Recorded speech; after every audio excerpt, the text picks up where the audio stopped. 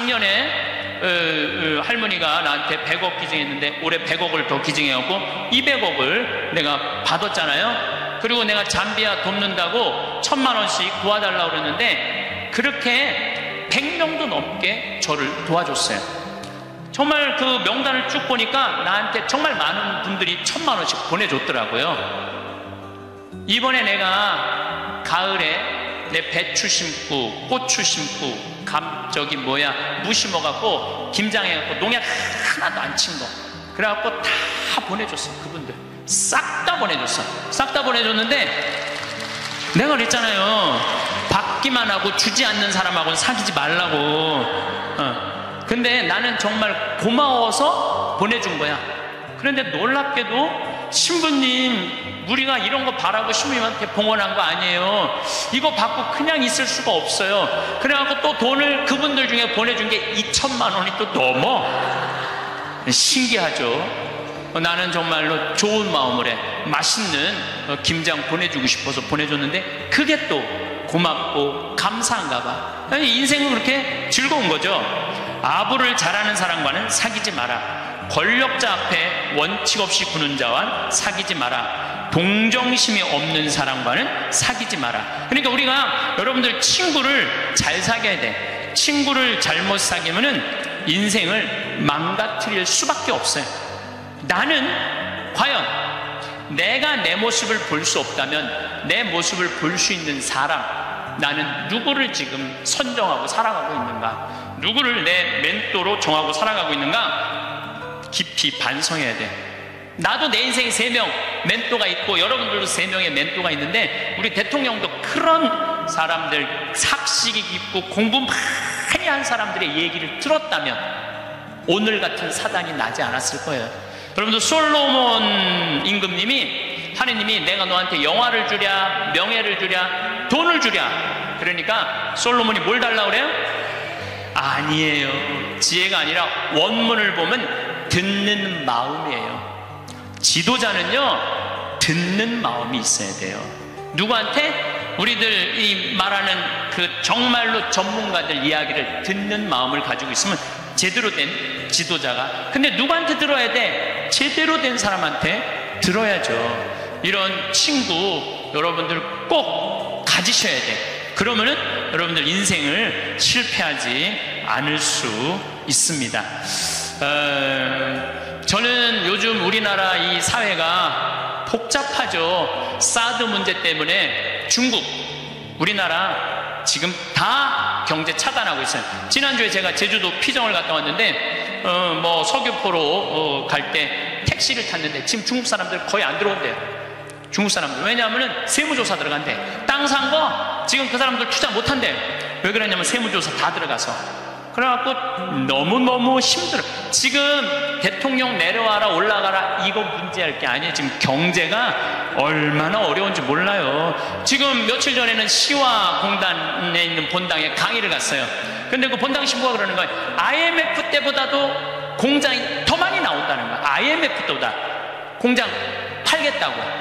그러니까 지금 나라 경제는요 심각한 거예요.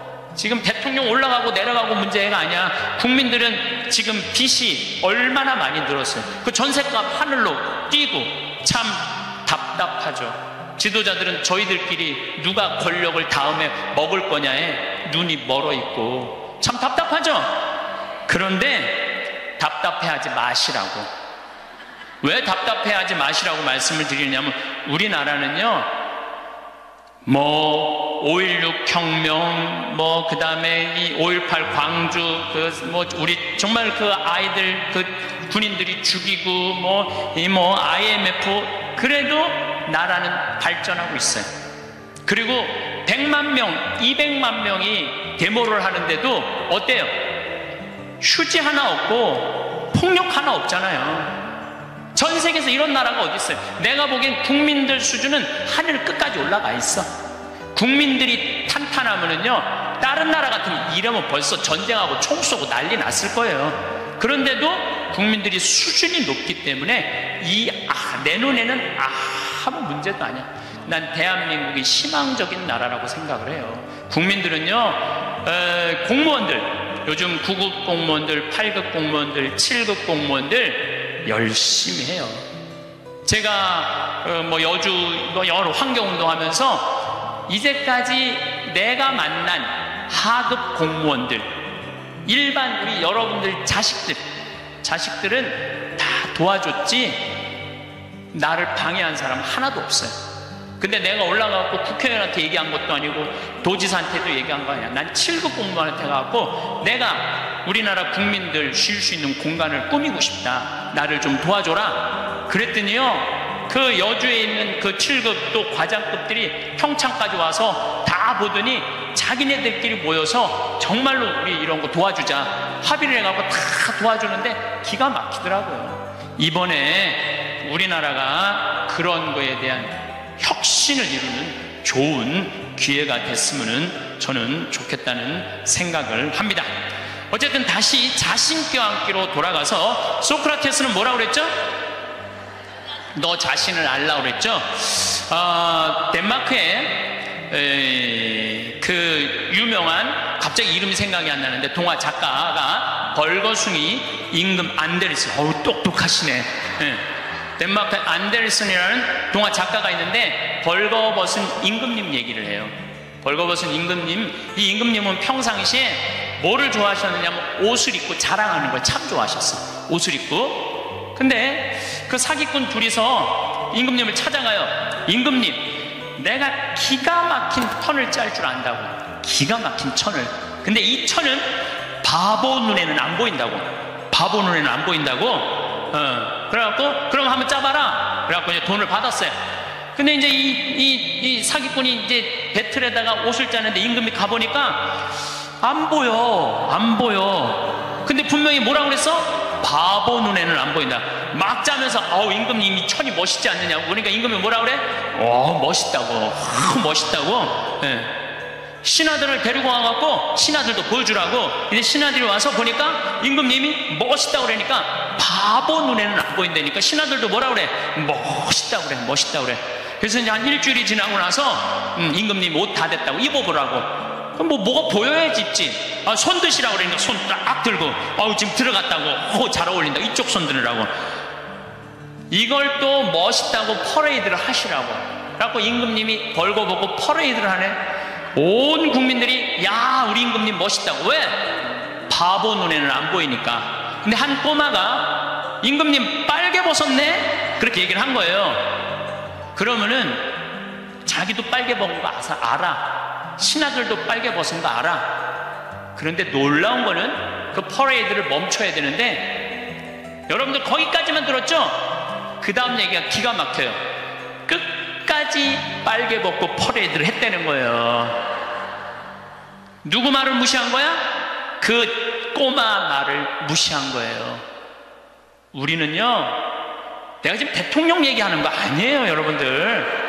대통령 얘기하는 게 아니라 내 자신이 빨개 벗고 있는데 나 자신이 누군지 모르고 살아가는 사람들 너무 많아요. 나 자신이 누군지 모르는 사람, 자신의 단점이 뭔지 모르고, 자기의 추한 모습이 뭔지 모르고 살아가는 사람 많아요.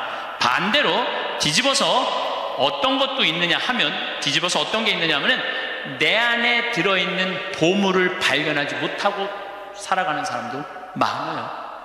여러분들 안에는 보물이 꽉 차 있어요. 여러분들 안에는. 그런데 나 같은 게 나는 지극히 평범한 인간이고 능력 없는 인간인데, 그리고 묻어버리고 그냥 죽어버리는 사람들도 많다는 거예요. 그래서 우리 인간은 인생을 살아가는데 아주 중요한 작업 중에 하나가 자기 자신을 아는 일이에요. 내가 가장 무서운 말 중에 하나가 그거예요. 딱 보면 알아. 뭘 딱 보면 알아요. 여러분들 딱 보면 알았어? 우리가 얼마나 잘못 판단하고 사는지 몰라요. 예수님은 뭐라고 그러셨어요? 예수님은 이렇게 말씀하십니다. 마태복음 7장에 보면 남의 눈에 있는 티끌끈을 생각하지 말고 네 눈에 있는 들보 꺼내라고. 누구를 들여다보라는 거야? 자신을 들여다보라는 거예요. 그래서 내 자신이 누구냐, 이거 꼭 물어보셔야 돼. 내 자신이 누구냐. Who am I? 내가 정말로 영어 오래간만에 한번 쓰는데 Who am I? 나는 누구이냐? 저는 천주교 신부예요. 그렇잖아요. 난 천주교 신부예요. 천주교 신부고, 과연 내가 교우들한테 뭐를 전해주는 사람이냐?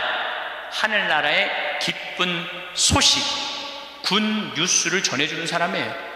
그러니까 나는 어떻게 살아야 돼? 내가 하늘나라의 복음, 기쁨을 알아. 그러니까 나를 통해서 교우들은 뭐를 느껴야 돼? 기쁨을 느껴야 돼. 근데 내가 맨날 인상 쓰고 나는 너무 사는 게 힘들어, 사는 게 지겨워 죽겠어, 이놈의 사제복 너무 무거워, 이러면 여러분들 나를 보고 기쁨을 느끼겠어요?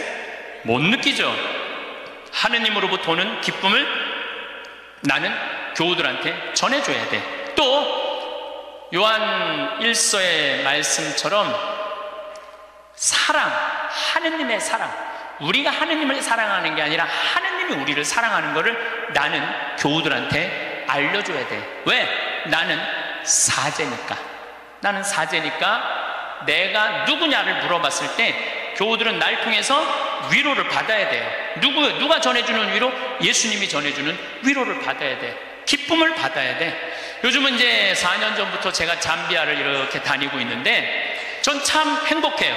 왜 행복했냐면 한국은 뭐라고 해도 먹고 살만한 나라예요. 지금 뭐 어쩌고 저쩌고 해도 경제 세계 12위야. 국민소득 28,000달러야. 여러분들 지금 옷 입고 있는 거 보면은 다 기가 막힌 거 입고 앉아 있어요 지금. 네. 한국은 문제 없어요. 근데 잠비아를 다녀보니까 대부분 다 맨발로 다녀요. 대부분 다 맨발로 다녀. 그런데 이번에 잠비아를 갔을 때 그 병원을 운영하는 마들렌이라는 수녀님이 나한테 면담을 청하더라고요. 신부님이 지금 잠비아에 농업대학, 신학교 이런 거 짓는 거 좋습니다. 그런데 잠비아에는 어떤 아이들이 많으냐면 에이즈 걸린 아이들이 많다는 거예요. 에이즈가 걸린 아이들. 근데 어떤 아이들이 에이즈에 걸리느냐면은 엄마가 엄마가 있대. 정신지체아 엄마가 있으면 동네에서 이놈도 건드리고 저놈도 건드리는 거야.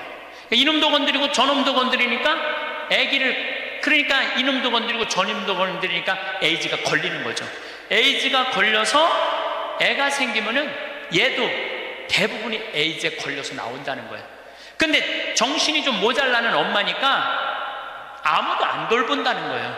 그러면 이 여자도 버림받고 아이도 버림받아갖고 가장 기본적인 생활도 못하는 아이들이 참 많다는 거예요.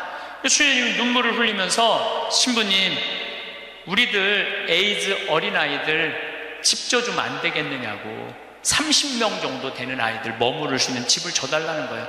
근데 제가 한 대 머리를 맞았어요. 왜냐하면 나는 어마어마한 큰 도시의 큰 대학 건물을 생각했지 에이즈 아이들 집을 줘준다는 생각은 하나도 안 했어요. 저는 혼자서 정말로 예수님한테 죄송했어요. 그리고 그 수녀님의 눈물을 보면서 가슴이 참 아팠어요. 그래서 수녀님한테 약속했어요. 내가 주겠다고. 내가 또 마음이 약해요. 그래갖고 이제 담도 다 치고 이제 바닥 공구리도 다 치고 이제 올라가기 시작했어요. 사진이 오는데 기분이 너무너무 좋더라고요. 그러니까 내가 누구냐라는 질문을 하기 시작하니까 내가 어떻게 살아야 되는 답이 나오는 거야. 내가 누구냐. 작년에도 내가 요맘때 여러분들한테 이런 말씀을 드렸어요. 간호대학 짓는데 30명만 나를 1,000만 원씩 도와주면은 내가 간호대학을 짓겠다고. 근데 놀랍게도 3달 만에 30명이 돈을 보내줬어요. 1,000만 원씩. 근데 그 할머니들 중에 신부님 내가 평생 모은 돈입니다. 신부님 내가 자판에서 신발 팔은 돈입니다. 내가 이렇게 모은 돈입니다. 신부님 나도 인생을 살면서 한 번은 좋은 일을 하고 싶습니다. 성당 신축금도 1,000만 원 해봤던 적이 없어요. 저는 많이 해봐야 50만 원, 100만 원인데 신부님이 잠비아에 간호대학 짓는다니까 할게요. 그래갖고 정말로 30명이 해갖고 간호대학 다 전왔어요. 내가 오늘 여러분들한테 또 한 번 사랑을 실천할 기회를 드릴게요. 이번에는 30명도 아니야. 20명이야. 20명. 우리의 에이즈 이름은 라파엘의 집이에요.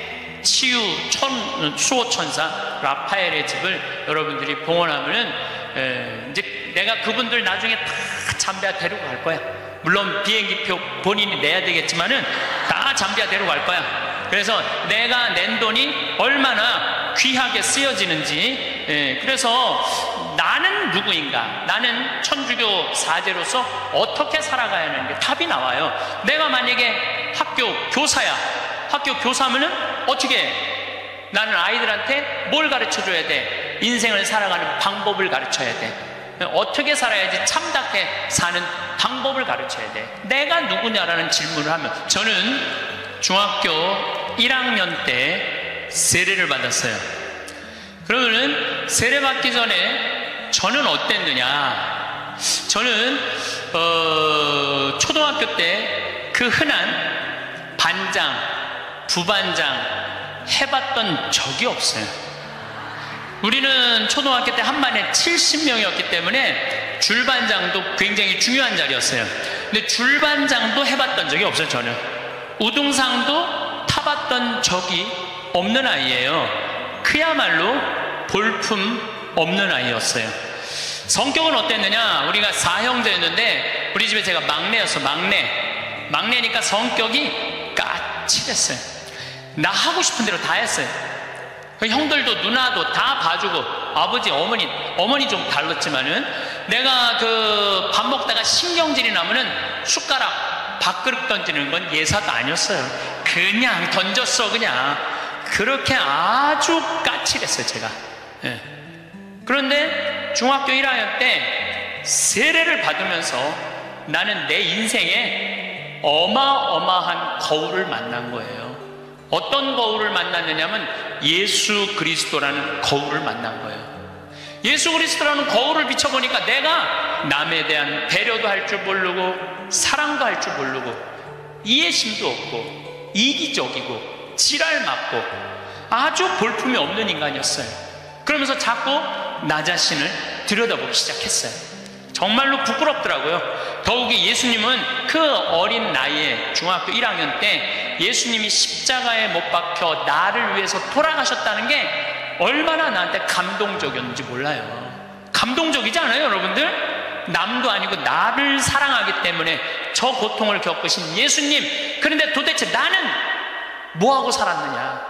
나 하고 싶은 대로, 신경질 부리는 대로 다 부리고, 집안 식구한테 땡깡 필 거 다 피고, 남 함부로 판단하고, 정말로 나 자신이 볼품이 없더라고요. 그래서 저는 저를 계속 들여다보기 시작했죠. 예수 그리스도라는 거울에. 그러면서 저는 15살에 사제가 되기로 결심을 해요.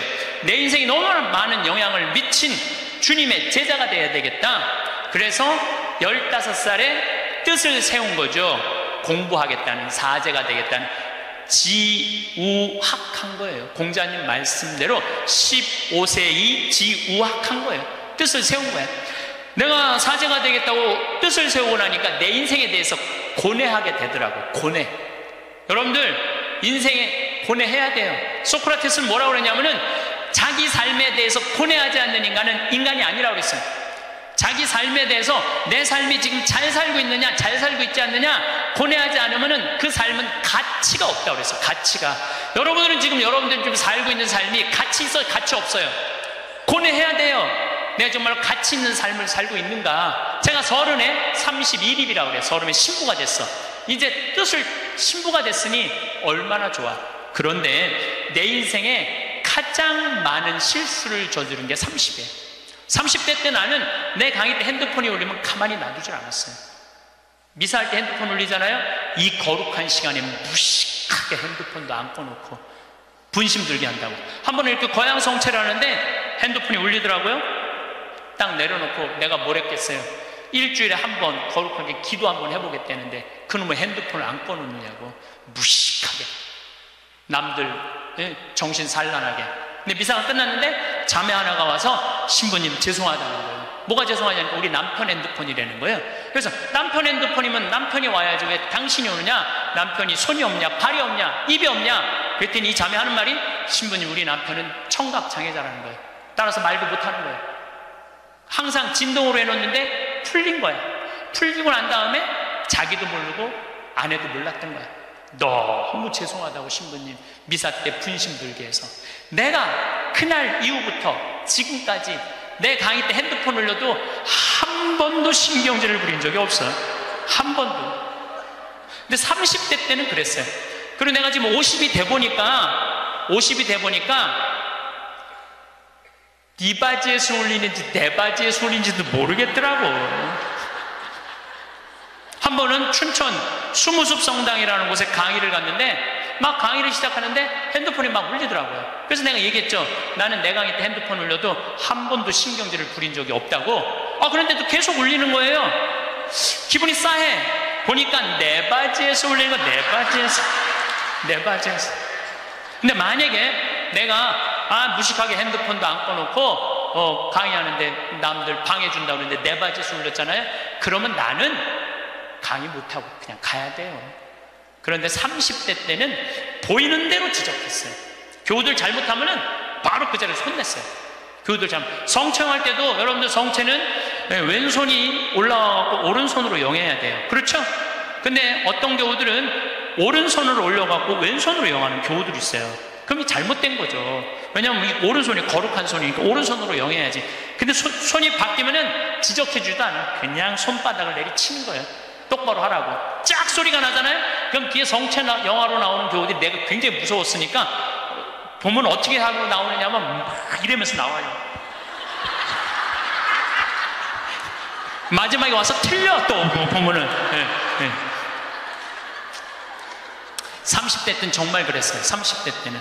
근데 40대 때는 생각을 해보니까 주부들이 손목 관절염 있는 주부들이 있어. 그러니까 이게 안 돌아가는 거야. 안 돌아. 그러니까 반대로 하는 거예요. 근데 30대 때는 그런 걸 몰랐어요. 그냥 원칙대로 하는 거야. 원칙대로. 그러니까 손바닥을 내리치고 그 짓을 했죠. 참, 나는 30대 내 인생을 지워버리고 싶어. 그래서 40이 되면서는 이제는 왼손으로 올리든 오른손으로 올리든 상관하지 않아. 왼손으로 올리면 왼손에 영해드리고 오른손으로 영해드려. 근데 어떤 경우들은 헷갈리니까 그냥 이렇게 나오는 경우들도 있어. 그럼 내가 어떻게 하는 줄 알아? 그냥 정가운데다 영해드려. 정가운데다. 30대 때는 주교님 욕도 가장 많이 한 게 30대 주교님 욕도. 왜 성당을 분가를 하냐, 교회 정신에 어긋났다. 그리고 30대에 내가 처음 본당 신부로 갔는데 교우가 4,000명이에요. 4,000명. 근데 사실은 신학교에서 공부했지 사회 경험이 뭐가 있어요. 근데 이 교우들은 막 교수들도 있고 박사들도 있고 무슨 국회의원도 있고 군수도 있고. 근데 이게 내가 모르는 척하고 잘 모르는 거 하면 내가 눌리잖아요. 그러니까 무조건 아는 척하는 거야. 무조건 아는 척하고 틀려도 일단 우기는 거야. 따라오라고. 30대 때는 정말 그랬어. 30대 때는 참 내가 보기엔 참 한심한 시간을 보냈죠. 30대 때 가장 후회되는 게 사람을 만날 때 목적으로 만났어요. 무슨 얘기냐면 군수, 국회의원, 돈 많은 사람들 만나면 나 환경운동하는데 저 사람 좀 도와주지 않을까. 그래서 참 시간 만들어서 만나주고, 저 교우들이 그냥 평범한 교우 나 바쁘다 그러고 그런 사람들이 만나자 그러면 그냥 시간 내서 만나고 정말로 지워버리고 싶은 내 모습 중에 하나였어요. 30대 때 이립은 했으나 성숙하지 못한 나이였죠. 쓰긴 섰지만은 성숙하지가 않았어요. 30대 때. 그러니까 30대 때는 배신도 많이 당했어요. 배신을 왜 당했겠어? 내가 바라는 게 많은데 부자들 막 오면 신부님 내가 좀 도와줄 수 있을 것 같아요. 땅이 팔리면은 도와줄 수 있을 것 같아. 그래갖고 계속 만나고 밥도 먹고 그러는데 이놈의 땅이 팔리지도 않고 도와줄 생각도 안 하는 거야. 30대 때는 그랬어요. 30대 때는 이렇게 생각해보면 나 혼자 잘난 척하고 아는 척하고 있는 척하고 그랬던 세월이 내 30대. 그리고 30대 때는 듣지도 않았어요. 그냥 내 말하기 바빴어. 내 말하기 바빴던 게 30대 내 인생이었죠. 30대는 무슨 일을 많이 할까? 일에 매달렸어요. 그래서 저는요 30대 때 일 많이 했어요. 빈병 모으기 운동을 했는데 한 달에 20만 병씩 모았어요. 20만 병씩. 그냥 막 일에 매달렸어요. 일에. 그리고 무슨 폐식용유 모아갖고 하면 막 경기도에 있는 아파트에 그냥 폐식용유 설치하고 막 트럭 5대 막 4대 해갖고 일에 매달렸어. 일에. 그러니까 30대 때 내가 뭔가 미쳐서 산 것 같아. 미쳐서. 근데 지금 생각해보니까 지금은요 일에 안 매달려요. 일을 많이 하는 건 아무 의미가 없더라고요. 때가 되면 다 두고 떠날 거야. 일에 매달리면 행복하지 않아. 뭐가 행복하냐면 그냥 행복하면 돼. 오늘 행복하면 돼. 오늘. 그럼 일은 중요한 게 아니야. 오늘 행복해갖고 일이 되면 좋은 거고 안 되면 말고. 안 되면 말고.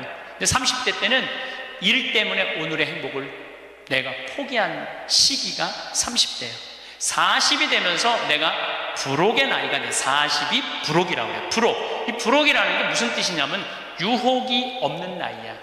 흔들림이 없는 나이야. 의심이 없는 나이야. 40이 딱 되고 보니까 주교님들이 이해가 되더라고요.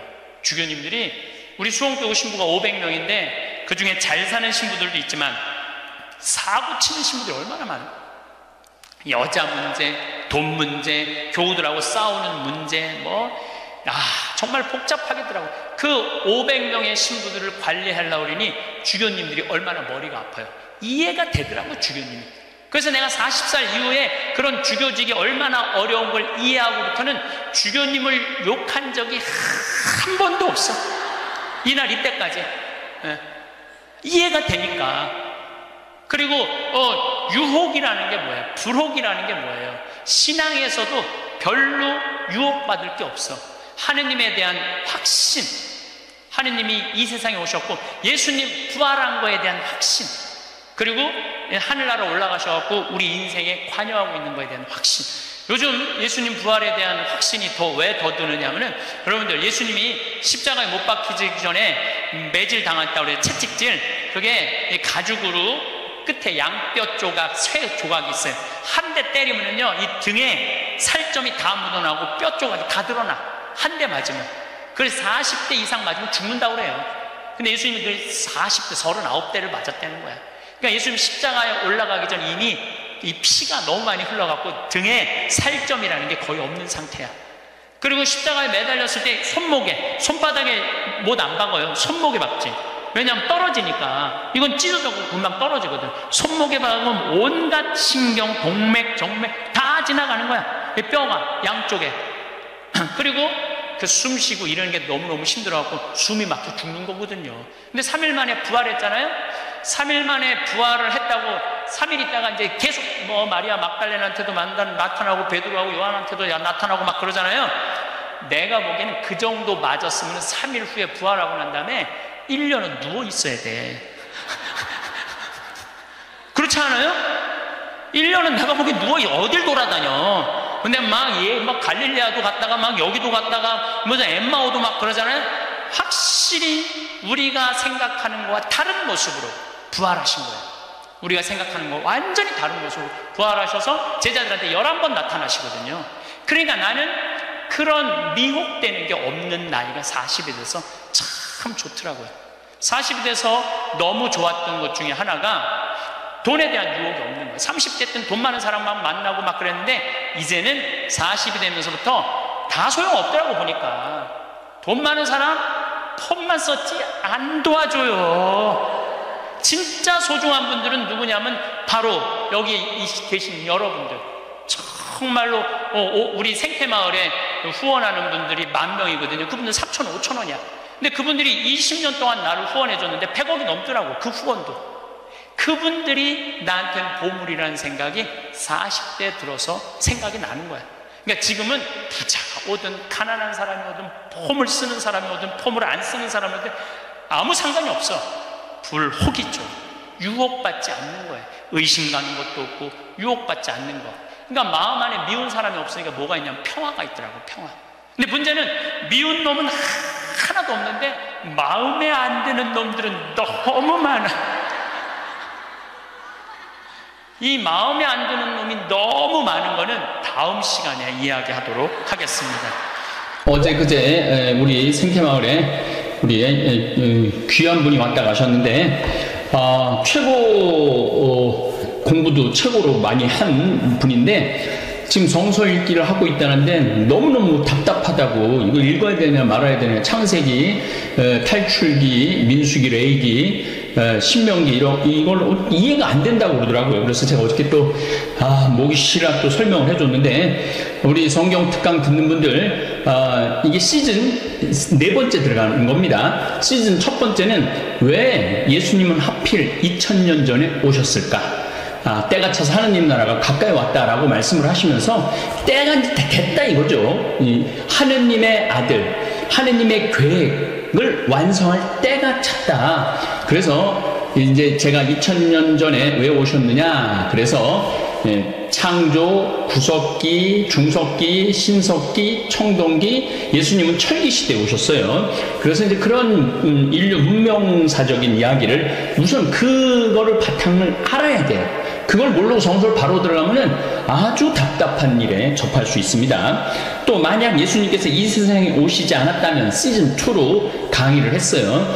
예수 그리스도는 인류 문명의 시작점이고 마침점이에요. 그래서 예수 그리스도를 이해해야만이 지금의 이 현대 세계가 왜 이런 세계로 발전했는가의 근원이 예수님입니다. 예수님. 누가 뭐라 그래도 예수님의 그 기본 사상이 바탕이 지금 테야르 드 샤르덴이라는 시모님이 계신데, 이 시모님이 프랑스 시모님인데 예수님을 뭐라고 표현하느냐면 오메가 포인트라고 해요. 오메가, 알파요, 오메가요, 알파요, 오메가요. 이게 뭐냐면은 히라보의 ABCD의 A의 마지막, 이제 오메가, 이제 우리 영어로 말하면 Z죠. 그러니까 오메가 포인트, 맨 마지막 단어의 정점이라는 거죠. 그래서 예수님을 이해하지 않고는 이 현대사를 이해할 수가 없어요. 그리고 현대 이 세상을 이해할 수가 없어요.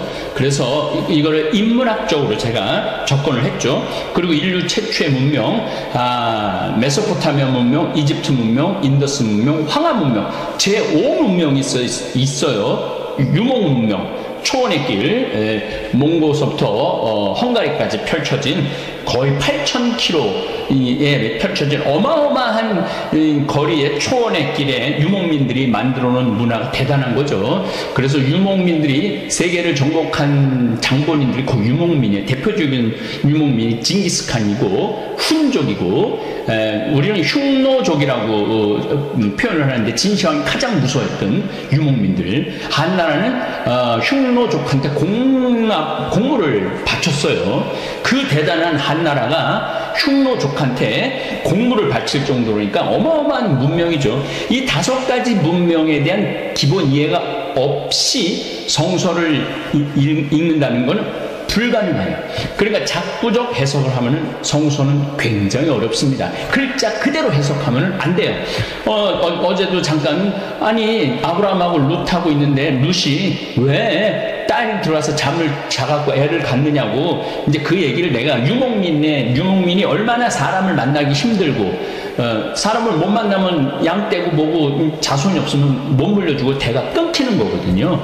그래서 아버지의 악이라도 가지고자 해서 딸 둘이 아버지 술을 먹이고, 그래서 암몬족하고 모압족이 탄생을 했다는 그런 얘기들 많이 해줬어요. 그래서 오늘 설날인데 설날 강론에 사실 이미 해놨어요. 설날 강론 해놨는데 이거를 설날 강론으로 듣기에는 좀 아까운 강론이라 오늘 또 30회도 됐고, 또 날의 의미, 달의 의미, 연해의 의미, 그걸 세차, 월령, 일진이라고 그래요. 오늘 정말 하루 일진이 참 나빠. 그런 일진, 하루의 시간을 얘기하는 거죠. 이 하루하루의 의미가 굉장히 큰 겁니다. 오늘 설 명절에는 의미가 굉장히 많은 거예요. 어떤 의미가 있느냐면은, 제가 이제 56에서 57살로 바뀌는 날이죠. 그러니까 이 아이들의 그런 나이가 바뀐다는 거, 나이를 확인한다는 거 정말 중요한 거예요. 근데 옛날에는 조선시대, 고려시대만 해도 나이가 너 몇 살이야? 그러면은 대부분이 그래요. 내가 내 나이를 어떻게 아느냐고. 그게 시간에 대한 개념이 부족했기 때문에 그렇죠. 그런데 이제 이집트 태양력을 쓰는 그런 민족들은 나이 개념이 굉장히 분명합니다. 그런데 태음력, 달에 그거를 했던 분들은 자기가 태어난 날이 언젠지 잘 몰라요. 그러니까 창세기에 5장에 보면 누구는 966살을 살았고 누구는 365살을 살았고 누구는 930살을 살았고, 이거가 사실은 태어난 날도 잘 모르는 그 시대에 그 나이를 어떻게 계산을 해요. 그래서 오늘 문명이 생기면서 인류가 가장 먼저 한 과학적 활동 중 하나는 천체 운행을 살펴 계절과 시간의 흐름을 이해하는 것이에요. 역사가 기록되기 이전부터 인류의 조상들은 하늘을 관찰해 천체 운행이 주기적으로 나타난다는 사실을 알았죠. 그래서 이 별이요, 겨울에 뜨는 별, 여름에 뜨는 별, 가을에 뜨는 별, 봄에 뜨는 별이 다 달라요.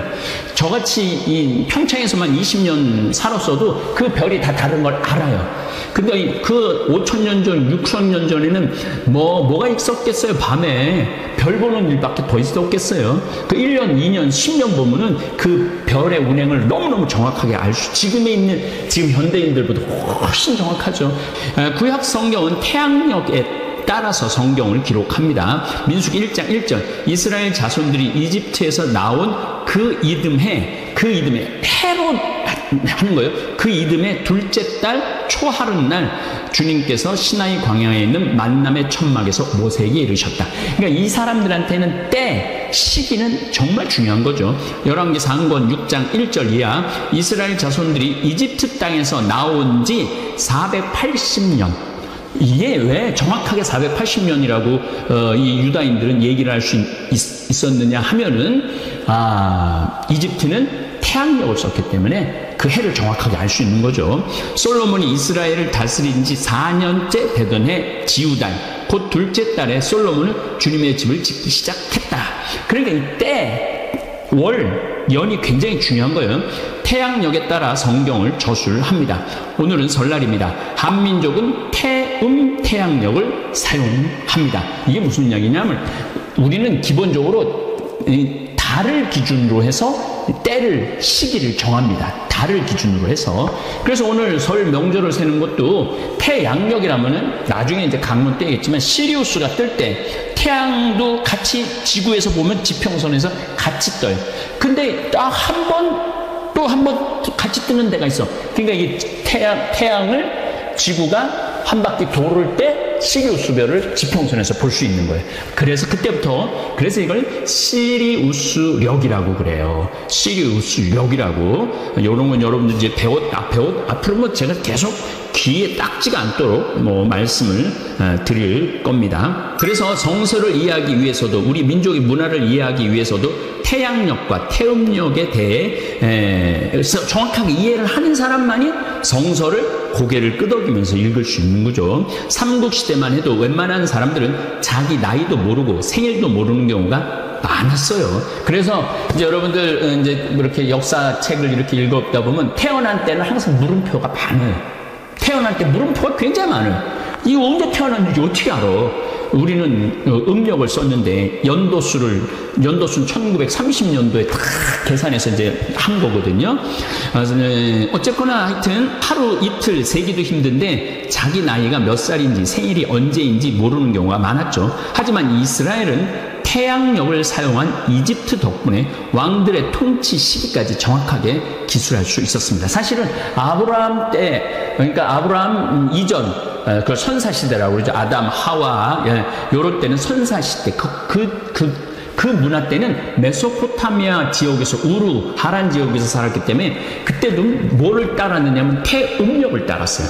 그러니까 달의 주기에 따랐더니까 사실은 누가 몇 살이다, 누가 몇 살이다, 누가 몇 살이다, 이거는 사실은 굉장히 애매모호한 표현이라는 거 여러분들 아시면 좋을 겁니다. 열왕기 하권 18장 2절 이하, 히즈키야는 25살에 임금이 되어 예루살렘에서 29해 동안 다스렸다. 이런 표현이 가능한 게 바로 때문에 그래. 태양력을 사용했기 때문에. 열왕기하권 18장 9절에 히즈키야 임금 제4년 이스라엘 임금 엘라의 아들 호세아 제7년 아시리아 임금 살만 에세르가 사마리아로 올라가 그곳을 포위하고 3해 만에 함락시켰다. 곧 히즈카의 제6년 이스라엘 임금 호세아 제9년에 사마리아가 함락된 것이다.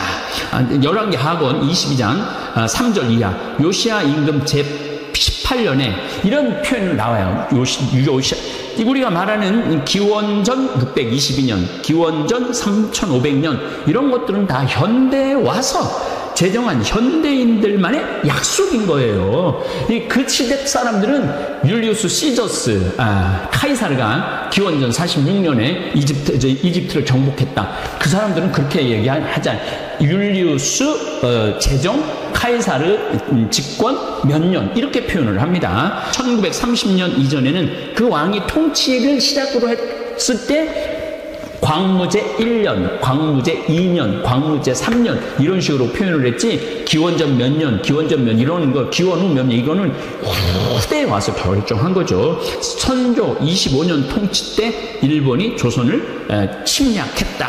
이런 게 선조 28년에 일본이 물러갔다. 이런 식으로 표현을 하는 거죠. 왕이 해와 달의 기준이 되는 겁니다. 옛날에는 왕이 해와 달의 기준이에요. 그 왕이 집권한 때부터 정권을 잡은 때부터 왕자에 오른 때부터 광무제 제위 10년 한나라 한무제 제위 15년 이렇게 얘기를 하는 거죠. 그래서 여러분들이 오늘 설날을 맞이해서 여러분들은 이제 2021년인데 사실은 옛날에 태어났다면은 문재인 정권 제3년 우리 아이가 태어났다.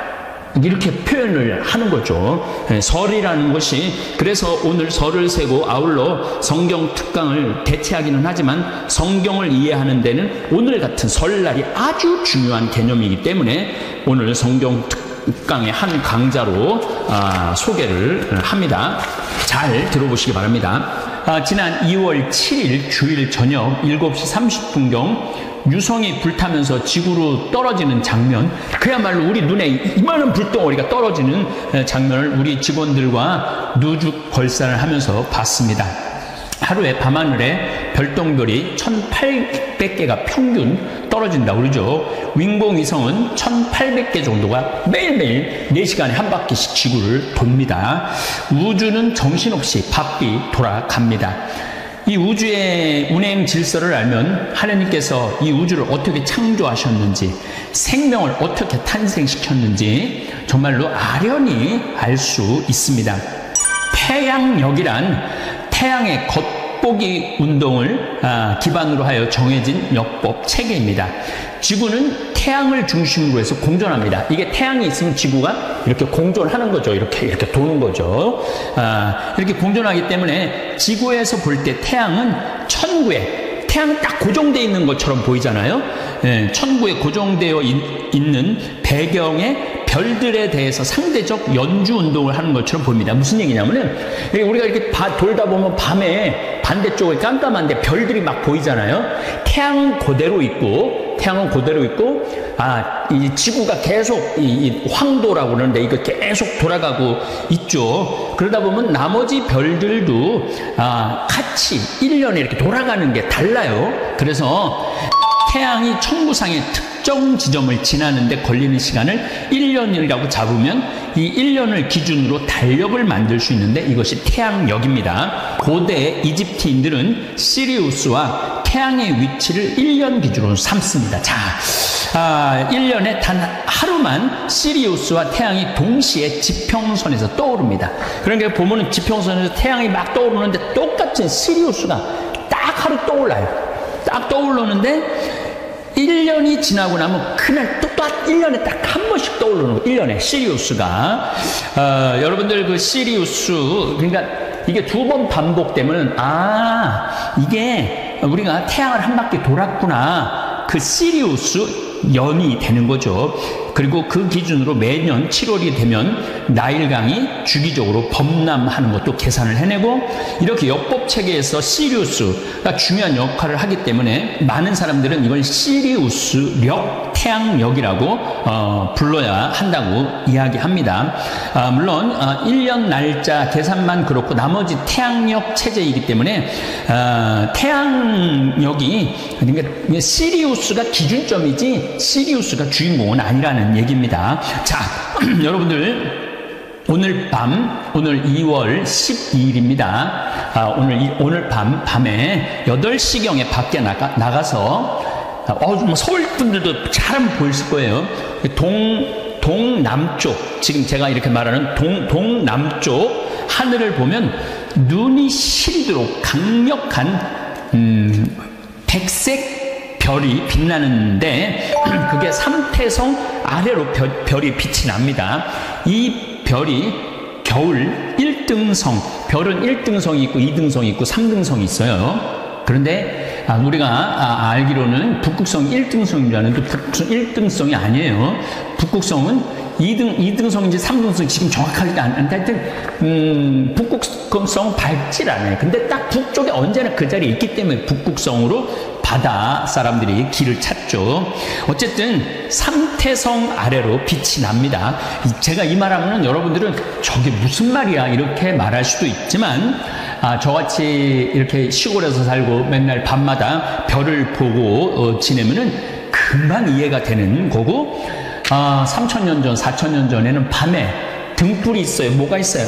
밤 수도 없는 별들을 보면서 천문학을 사람들이 했던 것이죠. 이 시리우스는 겨울철에만 볼 수 있습니다. 1월 1일 날 태양과 같은 시간에 지평선에 뜹니다. 겨울별 자리, 오리온 자리, 베텔기우스, 옆구리에 있는 베텔기우스, 리겔, 큰 자리에 시리우스, 또 반대편에 작은 자리에 프로키온, 황소 자리, V자로 된 알데바란, 마차부 자리, 오각형으로 된 카펠라가 삼태성, 그 다음에 황소 자리, 마차부 자리가 쭉 이어져 있습니다. 그래서 요게 이제 봄철이 되면은요, 겨울철 별자리는 서쪽 아래로 기우로 이렇게 기울어요. 하늘 높은 곳에는 봄을 대표하는 목동 자리인 아크투루스, 처녀 자리의 스피카, 사자 자리의 데네볼라 등이 밝게 빛을 냅니다. 오기 싫으면 안 올 거 아니야, 안 올 거. 그러니까 적어도 오고 싶은 의지가 있는 분들이 오기 때문에 나를 바라보는 눈이 하트야. 하트야. 그러니까 나는 행복한 거죠. 근데 인간이 살면서 욕 안 먹을 수가 없어요. 욕하면 또 예수님 생각 안 할 수가 없어요. 욕 제일 많이 먹은 분이 예수님. 예수님 참 욕 많이 드셨어요. 그 예수님은 모두에게 사랑받았을 거라고 생각하면 여러분들 오해입니다. 수많은 사람이 예수님에게 돌을 집어 던지려고 했어요. 또 마귀랑 친구라고 비난까지 했어요. 여러분들 대놓고 넌 마귀 새끼야 이렇게 말하면 여러분들 기분 좋을 것 같아요, 안 좋을 것 같아요? 듣는 말 중에 가장 기분 나쁜 말이 바로 그런 말이에요. 넌 마귀 새끼 같아. 어떻게? 아니 넌 마귀 새끼하고 친구냐? 근데 예수님은 마귀하고 베엘제불의 힘을 빌려갖고 마귀 쫓아낸다고 그러잖아요. 마귀라는 그런 욕까지 들으셨고, 마지막에는 모든 예루살렘에 모인 사람들이 어떻게 했냐면 죽이자, 죽어라. 마지막. 저는 그 장면을 상상을 해봐요. 내가 여기 지금 한 200여 분 있는데 여러분들이 갑자기 하트였다가 갑자기 마음이 돌변해갖고 죽어라 막 그러면은요 아마 미칠지도 몰라요. 근데 예수님 딱 그 상황에 접하신 분이 예수님은 하늘나라 선포하시면서 모두에게 환영받지는 않으셨어요. 여러분들 여기 계신 분들 가운데 내가 봉사활동 하는데 이 욕을 먹어가면서까지 봉사활동 해야 하나? 봉사일 때려치고 싶은 분들 계실 거예요. 일하다 보면 욕하는 소리 들리잖아요. 사람이 내가 이런 욕을 먹고 내가 이거 성당 일을 해야 돼? 내가 레조 단장 해야 돼? 내가 성가대 해야 돼? 연령회 해야 돼? 성모 해야 돼? 아니 내가 차라리 때려치고 속 편하게 내 집에서 그냥 텔레비나 보고 그냥 놀러나 다니고 하지, 내가 왜 이 욕을 먹어? 그런 생각하시는 분들 계실 거예요. 예수님 좋은 일 하면서 욕 참 많이 드셨어요. 마르코복음 3장 1절부터 6절을 보면은 안식일에 손이 오그라든 사람을 펴줘요. 안식일에 당시 이 이스라엘에서는 몸이 아픈 사람들은 다 병으로 취급을 했어요. 병으로. 그러니까 죄로 몸이 아픈 사람. 그러니까 회당의 정가운데 있을 수가 없어요. 근데 예수님 정가운데 나오라고 그래요. 손이 오그라든 사람 펴줘요. 얼마나 좋은 일을 하신 거예요. 이 안식일이든 뭐든 손 오그라든 사람 펴주는 거 얼마나 좋은 일을 한 거예요. 그런데 사람들은 예수님의 이 얘기를 듣고 바리사이들은 나가서 곧바로 헤로데 당원들과 더불어 예수님을 어떻게 없앨까 모의를 하였다. 예수님 착한 일하고도 칭찬받지 않고 제거의 대상이 돼요. 착한 일하고도 욕먹고 심지어 죽이려고 덤비는 사람들도 있었죠. 성당 다니면서 정말 남 미워한 적도 없고 불쌍한 사람, 어려운 사람 도와주면서 성당 일만 했는데 욕먹으면 기분 나쁘죠. 이 마음 안에 뭐가 있냐면 분노가 일어나고 미움이 일어나요. 내가 정말 착하게 살았는데 나 욕하는 사람이 있으면 아무리 착한 사람이라도 뭐가 일어나요? 분노가 일어나죠. 저는 내가 아주 영적으로 아주 좋아하는 선배 신부님이 계세요. 근데 이거 굉장히 오래전 얘기, 한 10년도 더 된 일인데, 이제 수원 빈센트 병원에서 뭐 만날 일이 있어갖고, 그러다 제가 무슨 일을 하느냐고 좀 늦게 나왔어요. 근데 이제 내가 이제 그분 30분 약속을 어긴 거죠. 그분이 막, 주차하는 경비 아저씨가 우리 이제 그 형님 신부님 멱살을 쥐고 막 흔드는 거예요. 그 사복을 입고 있었어요. 그래서 내가, 지금 당신 뭐 하는 거냐고? 이 사람이 뭐 차를 어쩌고저쩌고. 이 사람이 뭐냐고, 이 교구의 국장 신부님인데, 그랬더니 그냥 이분이 그 손을 놓더니 신부님이었느냐고, 너무너무 죄송하다고, 막 얼굴이 하얘져갖고 그러더라고. 그래서 내가, 아니, 형, 신부라고 그러면 되지. 왜 그 멱살을 쥐고 흔들리고 그래? 그랬더니, 아니, 내가 주차하면 안 되는 데다 주차를 내가 해갖고, 이 사람이 상황이 어려웠다는 거예요. 상황이 어려우니까 이제 자기가 이제 차를 빼러 하더니 화가 나니까 이제 멱살을 이제 쥐고 흔들으니까 내가 잘못했는데 그 정도 취급받는 걸 가지고 내가 뭐 신분이 그런 말을 어떻게 하느냐고. 이야, 난 뭐 그전에도 훌륭하다고 생각을 했지만은 그걸 보니까 더 훌륭한 거예요. 그래서 난 그분한테 고해성사 내가 이렇게 영적 상담 지금도 이렇게 해요. 그 정도의 겸손을 가지고 있는 분 정도면, 욕먹는 걸 우리는 되게 싫어하잖아요. 근데 내가 잘못했으면은 어떻게 해야 된다? 욕 먹어야 된다. 이야, 참, 그래서 지금도 뭐 아주 정말 훌륭하게 살고 계시지만은 내가 그분을 보면서, 저게 바로 겸손이구나. 자기 지위를 함부로 내지 않고. 우리 조금만 뭐만 있으면 내가 누구니 뭐니 뭐 이러잖아요. 예. 예수님 마르코복음 14장 65절을 보면 예수님이 사형이 결정되자 어떤 자들은 예수님께 침을 뱉고 그분의 얼굴을 가른 다음 주먹을 치면서 알아맞혀 보아라 하면서 놀려대기 시작했다. 여러분들, 사람이요, 내가 이렇게 60 넘으신 할머니들 이렇게 상담할 때요, 그 할머니들이 남편하고 살면서 가장 수치스럽게 여기는 거, 가장 모욕적으로 여기는 게 뭐냐면요, 남편이 때리는 게 아니래요. 남편이 자기 얼굴에 침 뱉는 거예요. 침 뱉는 거. 침 뱉는 남자들이 있어요. 정말로 정신 나간 남자들이 있어요. 그거 생각하면 여러분들 신랑 훌륭해, 안 훌륭해요? 훌륭하죠? 여러분들한테 침은 안 뱉잖아, 침은. 얼마 전에도 상담을 하는데 침을 뱉는다는 거예요, 침을. 그래서 내가 왜 사냐고 그래서 왜 사냐고. 자식들 때문에 산다는 거예요. 답답한 거죠. 참 너무너무 불쌍한 거예요. 그래서 내가 그렇게 살지 말라고 내가 그랬어요. 여러분들, 내가 또 위험한 발음 안 하면 그냥 이혼하라고 그랬어요. 내가 침을 뱉고. 왜 이혼하라고 그랬냐면은 누웠을 때 죽이고 싶다는 거예요. 죽이고 싶다는, 누워있을 때 자기 침을 뱉은 그 남편을 칼 있으면 찔러 죽이고 싶다는 거예요. 여러분들, 칼로 찔러 죽이는 게 나아요? 이혼하고 사는 게 나아요? 어느 게 나아요?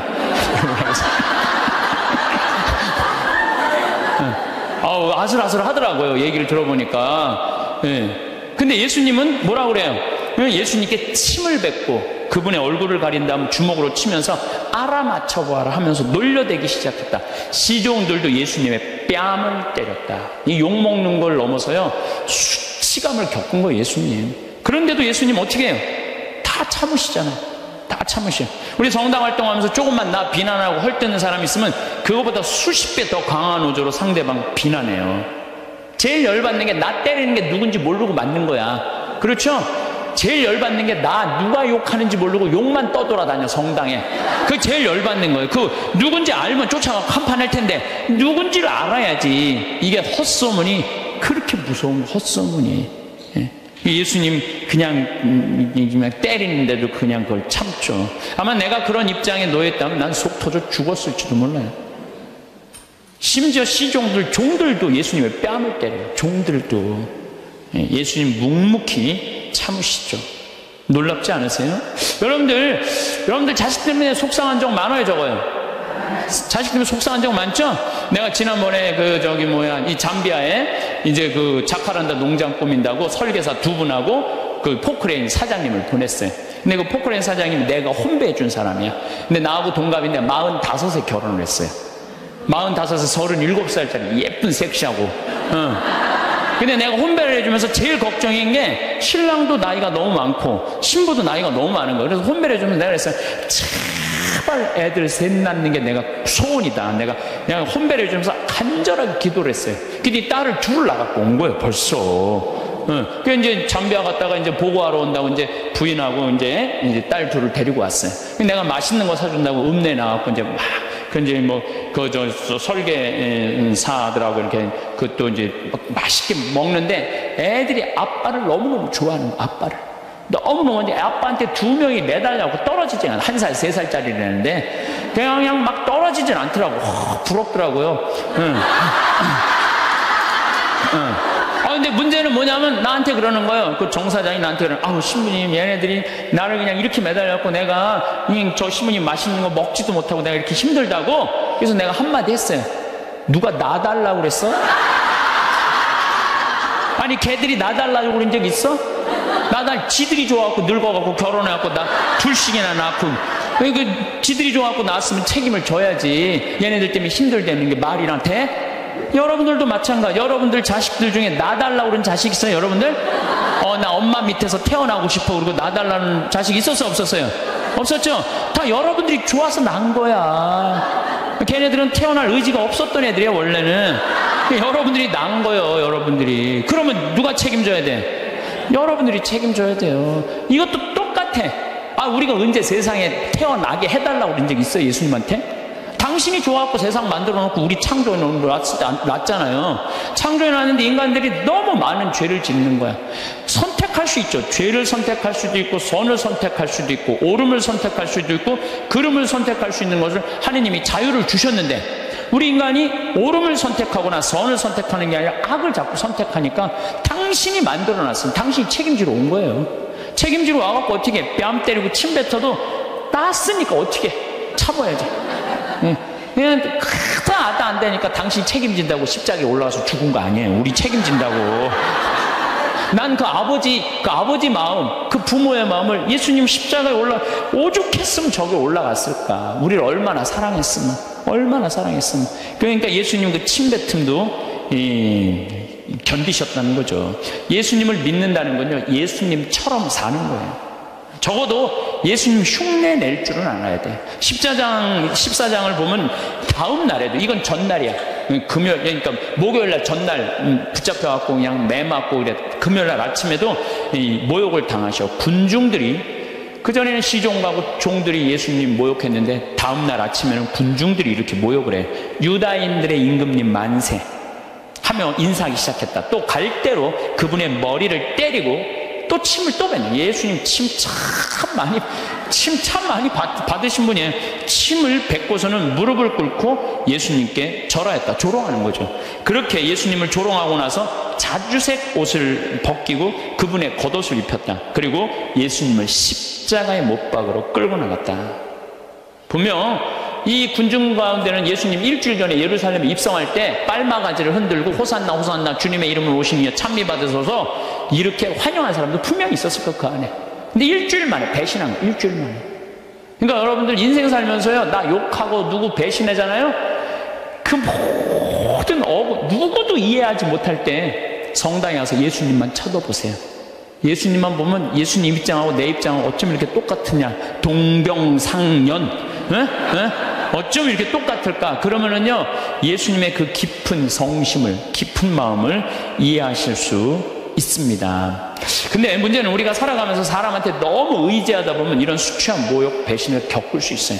그러니까 사람은요, 물론 사람을 사랑하지만 사람만 온전히 믿으면요, 우리 인간이 실수해요. 우린 누굴 믿어야 돼? 예수님을 믿어야 돼요. 예수님한테 마음을 많이 빼앗기는 사람들은요, 욕 조금 먹는다고 분노하지 않아요. 근데 사람한테 온전히 모든 걸 투신하는 사람은요, 이게 사람들한테 배신을 당하면요, 주체할 수가 없는 거예요. 누구도 다 배신해도 배신하지 않을 분이 한 분 계시잖아요. 예수님. 예수님 생각만 하면 우리가 이겨낼 수 있다는 거죠. 나는 이렇게 미움의 원인이라도 제공하지만 예수님은 무슨 미움의 원인을 제공하셨겠어요? 예수님은 대통령이 되려고 하지도 않았고 돈을 벌려고도 안 했어요. 집 한 채 없으셨던 분이에요. 예수님이야말로 집 한 채 없이, 그리고 왕권을 탐하지도 않고 사랑하려고 온 분이야. 사랑하려고. 가난하고 병든 사람들, 외로운 사람들 친구로 오신 분이죠. 그런데도 사람들이 죽어라, 죽어라, 죽여라, 죽여라 이렇게 합창을 했죠. 예수님은 그런 사람들을 상대로 해서 목에 핏대 올리면서 상대하지 않았어요. 그저 묵묵히 견뎌내셨어요. 여러분들, 나한테 험담하는 사람, 나한테 나쁜 소문 내는 사람, 어때요? 그런 사람들하고 싸우면 여러분들 어떨 것 같아요? 더 평화로울 것 같아요? 화는 내면 낼수록 해결이 돼요? 일이 더 커져요? 커져요. 제일 좋은 건 무시하는 거예요, 무시. 그런 사람들. 저도 이제 평화방송에 이제 강의 많이 나가잖아요. 또 강의도 또 무지하게 텔레비에 많이 내보내더라고요. 일주일에 8번이나 그냥 평화방송에 내보내. 그러니까 이제 내 강의를 이제 듣다가 좋아하는 분들도 있지만 내 강의 싫어하는 분도 있어요. 싫어하는 분들. 또 우리 천주교 교우들도 뭐 싫어하겠지만 천주교 아닌 사람들도 싫어하는 경우가 있어요. 그럼 내욕을 인터넷에다가 무지하게 해요. 막. 그래갖고 이제 쫙 읽어보면, 야, 정말 욕 대단하게 한다. 근데 나는 대꾸를 안 해요. 거기서 그래, 제발 황신부 대꾸해라. 그래도 난 절대 대꾸하지 않아요. 왜 대꾸하지 않느냐면 내가 그 사람이 어떤 사람인 줄 알고, 그 사람이 무슨 중학생인지 고등학생인지 남자인지 여자인지 할머니인지 할아버지인지 교육을 높게 받은 사람인지 낮게 받은 사람인지 성격이 어떤 사람인지 전혀 모르고 그 인터넷에 몇 줄 나온 걸 가지고 그 사람하고 말싸움으로 그게 해결이 될 일이에요? 그렇지 않겠어요? 우리 인생이 다 똑같은 것 같아요. 여러분들, 우리가 바라보는 사람은 상대방이에요. 빙산일각이라고 그래요. 빙산일각. 예? 우리가 이렇게 1912년에 타이타닉호가 갈다가 조그만 빙산인 줄 알고 지나갔는데 밑에 엄청난 빙산이 있어갖고 이래갖고 그냥 침몰한 거 아니에요. 우리가 사람을 보는 건 요 꼭대기만 보는 거지 이 안에 이 사람이 할아버지가 어떻게 했는지 할머니가 어땠는지 엄마 아버지한테 맞고 자랐는지 사랑을 받고 살았는지 우리가 알 게 뭐예요. 그냥 요 겉에 드러난 것만 가지고 우리가 사람을 평가할 수도 없고 상대할 수도 없는 문제라는 거예요. 그래서 나는 인터넷에서 절대 대꾸하지 않아요. 네. 왜? 그 사람이 어떤지를 알고 어떻게 알아? 내가 이렇게 눈으로 보고 얼굴을 마주보면 밤새서라도 얘기할 수 있겠지. 근데 그 사람이 막 내가 욕을 했는데 만났는데 막 2m에 막 팔뚝 막 한 대 맞으면 막 갈 것 같아. 그럼 어떻게 해? 네. 그러니까 우리가 쉽게 이렇게 분노하거나 쉽게 상대한테 싸움을 한다는 게 좋은 게 아니에요. 욕은요, 세상 살면서 기본적으로 먹고 산다 이렇게 생각하면 속 편해요. 왜? 누가 욕 먹고 살았어? 예수님이 욕 먹고 살았으니까. 예수님이 모욕을 당했으니까 우리도 인생 살면서 조금 모욕당하는 거, 욕 먹는 거, 어느 정도 그거를 이겨내려고 이렇게 인생이 고통스러운 거예요. 저도 이렇게 살아오면서 그런 나쁜 거는 그냥 무시하고 시간이 지나면 다 없어져요. 시간이 지나면 5년, 10년이 지나고 그냥 다 없어져요. 그러니까 여러분들 그런 거. 오늘 저기 뭐야, 내가 식사하면서 여고생이 임신했다는 헛소문이 학교에 퍼졌대. 그래서 자살을 한 거예요. 그 아까운 아이가. 그러니까 이 헛소문에 죽는 사람들 정말로 많아요. 헛소문에. 예, 그래서 사람들이라는 게 참 그런 문제가 있는 것 같아요. 자, 그렇다면 우리 인간이 참 죄를 짓고 살아요. 게으르고 나약하고 그 다음에 시기심 많고 죄를 져. 나 같은 죄인도 용서받을 수 있나요? 여러분들 인생 살아오면서 정말로 누구한테도 얘기하기 부끄러운 죄들이 있으시죠? 저는 많아요. 누구한테도 얘기하기 부끄러운 죄들 참 많아요. 근데 나 같은 죄인이 과연 용서받을 수 있느냐? 나 같은 죄인도 과연 용서받을 수 있을까? 저는 예수님이 요한복음 8장에 보면 간음한 여인 얘기가 나요. 그거를 읽으면요 굉장히 위로가 많이 돼요. 이 여자가 간음을 하다 현장에서 잡혔어요. 2000년 전에 간음하는 거하고 지금 간음하는 거하고 이건 질이 달라요. 지금은 너무 쉬운 일이지만 2000년 전에는요 간음하는 게 쉽지가 않아요. 그 다음에 당시 이스라엘 사람들은 어떻게 했느냐면은 다 여자들은 다 가리고 눈만 내놨어. 눈만 내놨어. 그러니까 어떻게 생겼는지 뭐 눈만 보고도 간음을 한 거예요. 눈만. 이 여자 무지하게 예뻤던 여자예요. 그것만 보고도 그러니까 이 온몸을 다 가려요. 지금도 이스라엘 사람들이 눈만 이렇게 내놓고 다녀요. 눈만. 저 동네 사람 왕래도 없는데 간음하다 이 여자가 붙잡힌 거예요. 그러니까 예수님은 간음에 대해서 단호하셨어요. 만약에 너희들이 이 우명한 생각으로 여자를 쳐다보면 누나를 빼라고 했어요. 그 정도로 예수님 간음에 대해서. 나는 참 그 성서가 너무 괴로워요. 난 그 성서에 의하면 내 누나는 한 6,000개는 빼야 돼. 6,000개. 내 누나는 6,000개는 빼야 돼요. 이 누나 하나도 안 남았을 거야 지금. 아무리 갈아 껴도 계속 빼야 돼. 계속. 도시에 나가면요 대단해요. 도시에 나가면은 요즘 또 여자들이 다리가 얼마나 예뻐요. 옷을 얼마나 야하게 입고 다녀요. 이야, 그럼 그냥 눈알 그냥 빼야 돼요. 눈알. 아마 여기 계신 분들도 눈알 남아있을 사람 별로 없을 것 같은데. 예수님 그렇게 간음에 대해서 단호하셨어요. 간음하면 안 된다. 그런데 간음한 여자가 현장에서 붙잡혔어요. 예수님, 당신 간음하면 눈알 빼라고 그러지 않았느냐? 또 한편으로는 모든 사람을 용서하라고 그러지 않았느냐? 둘 중에 뭘 선택할 것이냐? 예수님이 이 여자 편을 들으면 상당히 이상해지는 거예요. 근데 2000년 전에 예수님께서 간음한 여자 입장에 쓰여요. 그래갖고 너희 중에 죄 없는 사람 먼저 이 여자를 돌로 쳐. 난 이 여자 입장 이해한다 이거예요. 이야, 이거 대단한 일이에요. 이거 보통 용기 아니면 이거 제정신 가지고는 이거 못해요. 보통 용기 가지 않으면은. 근데 예수님은 그 여인을 감쌌던 거예요. 그 여인을.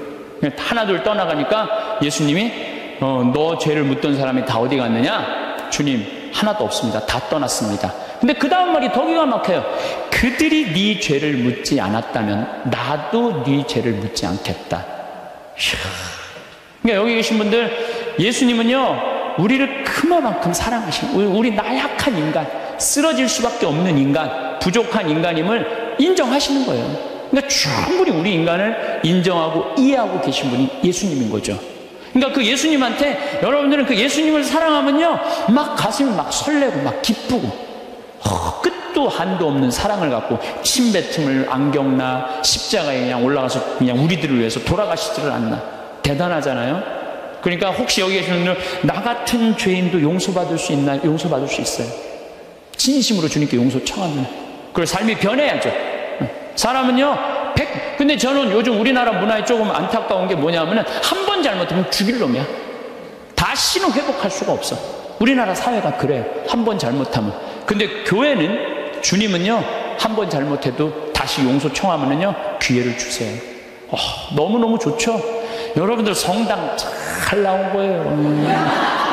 성당 잘 나온 거예요. 근데 더 기가 막힌 거는 요한복음 4장에 사마리아 여인 얘기. 사마리아 여인, 예수님이 이제 이 유다에서 예루살렘에서 성전을 막 둘러엎어요. 성전을 둘러엎고 막 채찍으로 막 후드려 까요. 그러니까 사람들이 예수님 죽이려고 그래요. 그러니까 그 한바탕 하고 이제 갈릴레아, 예수님 본 활동 무대인 갈릴레아로 가려고 그러는데, 갈릴레아로 가는데 예루살렘에서 갈릴레아로 올라가면은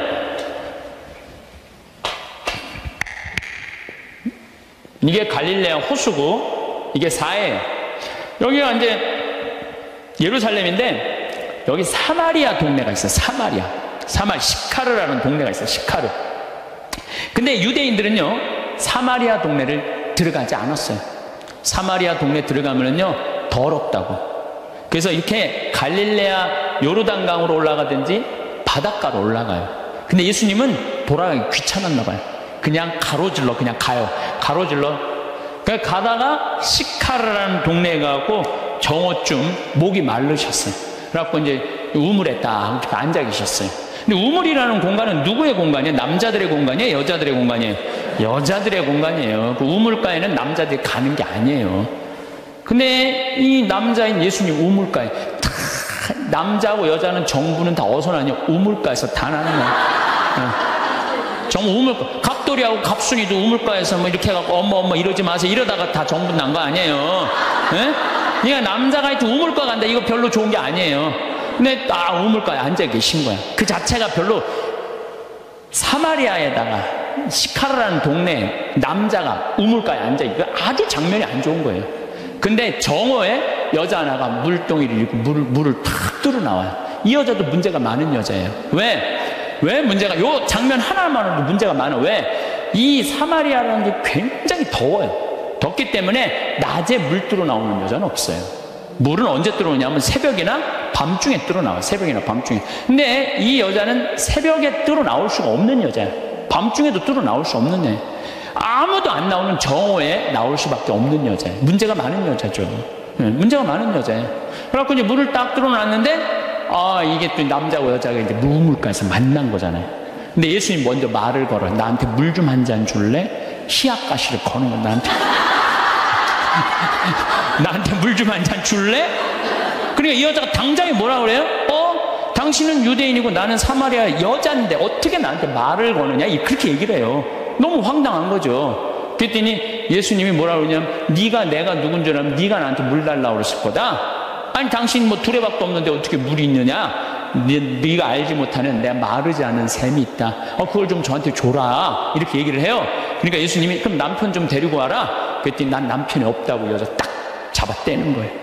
그랬더니 예수님이 뭐라고 그래요? 그래 너는 5 남자하고 살았는데 그것도 네 남편이 실질적으로 아니고 지금 사는 그 남자도 네 남편은 아니지. 이 여자 깜짝 놀라는 거죠. 자기가 5 남자하고 살았던 걸 아니까. 거기다가 이제 예수님이 계속 말을 하는 거야. 그 성서를 보면은요, 예수님이 이렇게 사람하고 이렇게 길게 말하지 않아요. 근데 하여튼 이 요한복음 4장 오늘 집에 가서 한번 읽어보세요. 얼마나 긴지. 그러니까 이 여자를 붙잡고 무지하게 오랫동안 수다를 떨고 계신 거 지금. 쉽게 말하면 무지하게 수다를 오래 떨고 계신 거야. 그러더니 이제 앞으로는 예루살렘에서 예배하거나 그리짐산, 야곱의 우물 그리짐산에서 예배하는 그런 시대는 끝났다. 이제 정말로 마음으로 예배하는 하나님은 어디나 계시고 막 구원에 대해서도 얘기하고 예배에 대해서도 얘기를 하네. 그러니까 이 여자가 동네로 가요. 동네로 가갖고 우리가 찾던 구세주를 뵀다 내가. 그래갖고 이 여자 사람들을 데리고 와요. 데리고 오면서 사람들이 예수님하고 얘기를 하다가 이 여자 말이 아니라 우리 눈으로 직접 가서 이분이 구세주임 우리가 확인했다 이렇게 얘기를 해요. 다시 말해서 신약 성서에서 첫 여제자가 누구냐면 바로 이 사마리아 여자예요. 첫 여제자가. 파견한 거 아니에요. 동네 갖고 사람들 데리고 온 거 아니에요. 근데 여러분들 생각을 해봐. 이 여자가 5 남자하고 살았던 여자예요. 그러니까 이혼을 5번 한 거예요. 6번째 이 남자하고 사는 여자예요. 이 여자 이뻤겠어 안 이뻤겠어요? 여러분 5번 정도 결혼할 정도면요 이뻐야 돼요.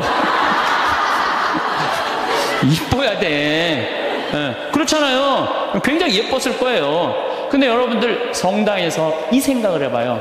신부님 우리 성당에서 6번째 남자하고 살던 여자가 성당을 나왔어. 그것만 해도 여러분들 대단한 이슈가 될 것 같아요 안 될 것 같아요? 대단하죠. 6번째 남자하고 사는 이혼을 5번 하고 6번째 사는 여자가 나왔는데 신부님 미사 끝나고 그 여자를 붙잡고 얘기하기 시작하는 거야. 그것도 성당을 어떻게 운영할 것인가. 그 여자 의견을 물어보는 거예요. 성당 어떻게 운영하면 좋으냐. 한참 얘기하더니 아니 그러지 말고 그냥 네가 성모회장 해라. 그래갖고 성모회장으로 임명을 했어. 성당 교우들이 그 본당심이와 그 여자하고 뜯어 먹을 것 같아, 안 뜯어 먹을 것 같아요? 뜯어 먹어요. 근데 예수님은요, 그게 중요하지 않으셨나 봐요. 그러니까 우리가 생각하는 죄하고 예수님이 생각하는 사랑하고 너무너무 이게 차원이 다른 거예요. 차원이. 여기 계신 분들 지금 한 5 남자하고 이렇게 이혼했다 결혼했다 이혼했다 이런 분들 혹시 계세요? 없으시죠? 아이, 나는 이것도 굉장히 위험한 반이는데 인생 살면서요 정말 잘못 만나는 남자 있을 수 있어요. 잘 안 맞는 남자. 그래서 이혼할 수도 전 있다고 생각을 해요. 나는 요새 우리 프란치스코 교황님 너무 마음에 들어. 왜 프란치스코 교황님이 마음에 드느냐면은 동성애자들에 대해서 사목적 배려를 해줘야 된다고 그러잖아요. 난 너무너무 마음에 들더라고요. 내가 동성애자 옹호자가 아니에요. 왜 동성애자에 대한 사목적 배려를 해야 되느냐면은 1960년대 초에 DES라는 여성 호르몬제가 발명이 돼. 그러니까 화학 호르몬제, 합성 호르몬제. 그러니까 이게 발견되면서부터 난리가 난 거예요. 전 세계적으로 여자들이 여성 호르몬이 에스트로겐이 정말 중요한데 이게 이제 약으로 먹을 수 있다. 그래갖고 막 임신을 했을 때 이 약에 대한 무서운 걸 모르고 다 먹여요. 임신한 여자들한테. 이 여성 호르몬이 에스트로겐이 먹으면 애한테도 좋을 줄 알고 다 먹여요. 그래갖고 이제 애들이 다 나왔어요, 세상에. 그런데 20년이 지나고 난 다음에 1980년 이때부터 갑자기 동성애자들이 너무 많이 늘어나는 거예요. 미국에 동성애자들이 너무 많이 늘어나는 거예요. 그래갖고 이게 어떻게 된 거냐 추적을 해봤어요. 추적을 해봤는데 1960년대 초에 임신했을 때 DS 합성 호르몬제를 먹은 애들이 문제가 생긴 거예요. 이 여자인 경우 문제가 없어요. 여자인 경우는. 근데 남자인 경우는 임신을 했는데 뱃속에 뭐가 남자애가 들어있단 말이야. 그러면은 합성 호르몬을 먹으면 얘한테 에스트로겐이 들어가 버리는 거예요. 얘한테 뭐가 들어가냐면 테스토스테론이 들어가야 되는데, 남성 호르몬이 들어가야 되는데, 그러니까 몸 안에 얘는 태어나면서 뭐가 많은 거야? 여성 호르몬이 남자지만 여성 호르몬이 많아요. 몸에 뭐가 흘러? 여성 껍데기는 남자지만 안에는 여성 에스트로겐이 흐르는 거야. 그러니까 얘는 남자도 아니고 여자도 아닌 거야. 얘 잘못 아니에요. 누구 잘못이야? 엄마가 잘못 약 먹어갖고. 그래갖고 보니까 거의 그 남자애들 중에 한 4분의 3 정도가 동성애적 성향을 갖고 있는 거야. 얘한테 너 지옥에 갈 거다, 너 그래갖고. 이게 되냐 이거예요. 이런 사목적 배려가 필요하다는 거예요. 맞는 말씀이에요. 마찬가지예요. 우리가 이혼한 사람 성당 못 나오게 하자. 아니에요. 저는 그렇게 생각하죠. 이혼할 수 있어요. 사목적 배려로 그들도 빨리 구제해줘야 돼. 어떤 방법으로든. 그래서 하나님 앞에서 정말 신앙생활 할 수 있도록 해줘야 돼. 예수님은 5번째 산 여자하고도 이 하늘나라 얘기를 했는데 여기서 구원의 대상에서 제외될 사람이 몇 명이나 될 것 같아요? 다 구원받을 수 있는 거 다. 그래서 저는 이렇게 이 요한복음 4장을 묵상하면서 우리 예수님께서 우리 인간을 얼마나 사랑하는지 그 깊이를 헤아릴 수가 없어요. 너무나 많은 사랑을 갖고 계신 분이야. 그러니까 여기 계신 분들 중에 나 같은 사람이 과연 성당 일을 할 수 있을까? 나 같은 사람이 과연 주님의 일을 할 수 있을까? 내가 이런 위선자가 아닐까? 아니에요. 여러분들 진정으로 회개하고 용서 청하고 삶의 변화. 회개라는 게 뭐예요? 삶의 변화되는 거 아니에요? 다시 열심히 살면은 하나님께서 받아준다는 거. 어떤 사람이라도 다 받아준다는 거예요. 근데 우리는요, 죄 속에 갇혀서 이러지도 못하고 저러지도 못하는 사람들 참 많아요. 나는 죄인이야. 밥 먹어. 난 죄인이 무슨 밥을 먹어. 나 안 먹어. 그냥 술만 계속 먹는 거야. 나는 죄인이야. 술만 계속 먹어. 그러면 이 사람은 영원히 구제받을 수 없는 거예요. 예수님은 어떤 죄도 다 용서해 준다. 어떤 죄도. 성령을 모독하는 죄만 빼고는 다 용서해 줘요. 성령을 모독하는 죄만 빼고 다 용서해 줘요. 성령을 모독하는 죄가 뭐예요? 제가 신학교 때 너무 미운 사람이 있었어요. 그래서 지금 돌아가셨어요. 은퇴한 신부님한테 계속 고해성사를. 나 그 사람이 너무 밉습니다. 또 한 달 지나고 그 사람이 너무 밉습니다. 또 지나고 그 사람. 이제 신부님이 나를 아니까 한 7번째 고해를 하는데 신부님이 딱 그러더라고요. 학사님, 하느님의 사랑을 믿습니까? 안 믿습니까? 그러더라고요. 좀 믿는데요. 그랬더니 학사님은 내가 생각하기엔 하느님의 사랑을 안 믿는 사람이라고. 당신이라고 하거든. 당신은 하느님의 사랑을 안 믿는 사람이라고. 무슨 말씀이냐고. 당신이 고해성사를 봤으면 하느님께서 온전히 용서해줬다. 그럼 그거를 믿어야지. 왜 못 믿고 7번이나 똑같은 죄를 고백하냐 이거야. 그게 바로 성령을 모독하는 죄. 성령을 모독하는 죄. 그냥 하느님의 은총을 온전히 믿어야 되는데 그 하느님의 은총을 안 믿는 거야. 용서 받았을까? 아니야, 안 받았을 것 같아. 또 가서 확인해보고 용서 받았을까? 안 받아. 또 가서 이게 성령을 모독하는 죄라는 거예요. 나도 보좌 신부 때 고해성사를 주면은 이쪽에서 고해성사를 줬어. 그러고 다 사죄를 해줬어. 근데 이쪽에 문 열면 이쪽 여자가 여기 와서 또 하는 거예요. 고해성사를. 진짜로 또 하는 거예요. 1년 내내 계속. 그래서 막 신경들어. 왜 자꾸 벌써 이미 죄를 사해 줬는데 왜 하느님의 자비를 안 믿느냐고. 이 자매가 그러는 거예요. 나는 용서 못 받은 것 같다고. 하느님의 사랑을 못 믿는 거죠. 무한한 하느님의 사랑을. 우리가 회개가 뭐가 필요해? 종교가 뭐가 필요해? 용서가 없다면. 그러니까 하느님은 우리를 용서해 주셔요? 안 용서해 주셔요? 용서해 주세요. 그러니까 여러분들 하느님의 사랑을 간절하게 믿으시라는 거예요. 여러분들 평화를 원하세요? 평화를 원하면요, 용서하셔야 돼요. 저는 예수님께서 계속 사랑해라, 용서해라, 사랑해라, 용서해라 그러다가 결정적으로 마지막에 평화를 주노라 그래요. 이게 언제 평화를 주느냐 하면은 예수님 침뱉음 다 당하고 때리고 뺨 맞고 십자가 못 박혀서 다 죽었어. 죽고 난 다음에 3일 만에 부활하세요. 3일 만에 부활했을 때 예수님이 제자들 처음 만나요. 3일 만에. 제자들은 어떤 상태? 스승 배신하고 다 도망간 상태 아니야. 다 도망가고 배신하고 스승은 죽었다고 생각했을 때 마음이 지극히 불안했어. 배신, 그 3년을 따라다니는 스승을 배신했단 말이야. 예수님이 3일 만에 부활하셔서 첫 인사가 니네들 왜 나 배신했어? 내가 죽었다 살아난다는 거 니네들 안 믿었어? 이렇게 얘기하지 않아요. 평화를 비노라. 평화를 주노라. 평화는요, 여러분들 언제 찾아오는 거냐면 그 모든 폭풍이 다 지나가고 누릴 수 있는 게 평화예요. 평화. 그래서 나는 여기 여러분들 지금 우리 평창 생태마을에 오셨지만은 제가 요즘 참 많은 평화를 많이 누려요.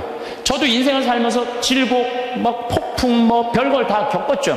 근데 요즘은요, 그 모든 걸 떠나서 이게 마음이 정말 평화로운 거예요. 여러분 여기 마당에 아침에 탁 이렇게 강 내려가는 걸 보고 앉았으면요, 그렇게 행복해요. 아, 예수님이 이 평화를 얘기하는구나. 그냥 마음 안에, 저는 지금 마음 안에 미워하는 사람이 정말로 없어요. 예전에는 많았어요. 예전에는 많았어요. 근데 그런 단계들이 다 어느 정도 지나고 난 다음에 내가 이제 평창에 들어와서 산 지 10년이 됐어요. 10년.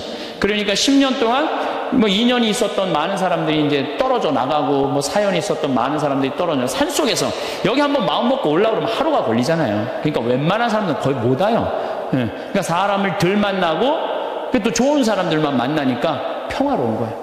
아, 예수님이 부활하고 난 다음에 내가 너희에게 평화를 비노라. 그게 바로 이거구나. 미움, 분노, 증오, 죽어라, 죽여라 다 떠나고 난 다음에 예수님이 마지막에 십자가에서 부활하고 성취한 게 뭐다? 평화다. 평화. 그러니까 여러분들 마음 안에 미움이 있으면요, 평화를 누릴 수가 없어요. 마음 안에 분노가 있으면 평화를 누릴 수가 없어요. 그래서 용서해야 되는 거예요.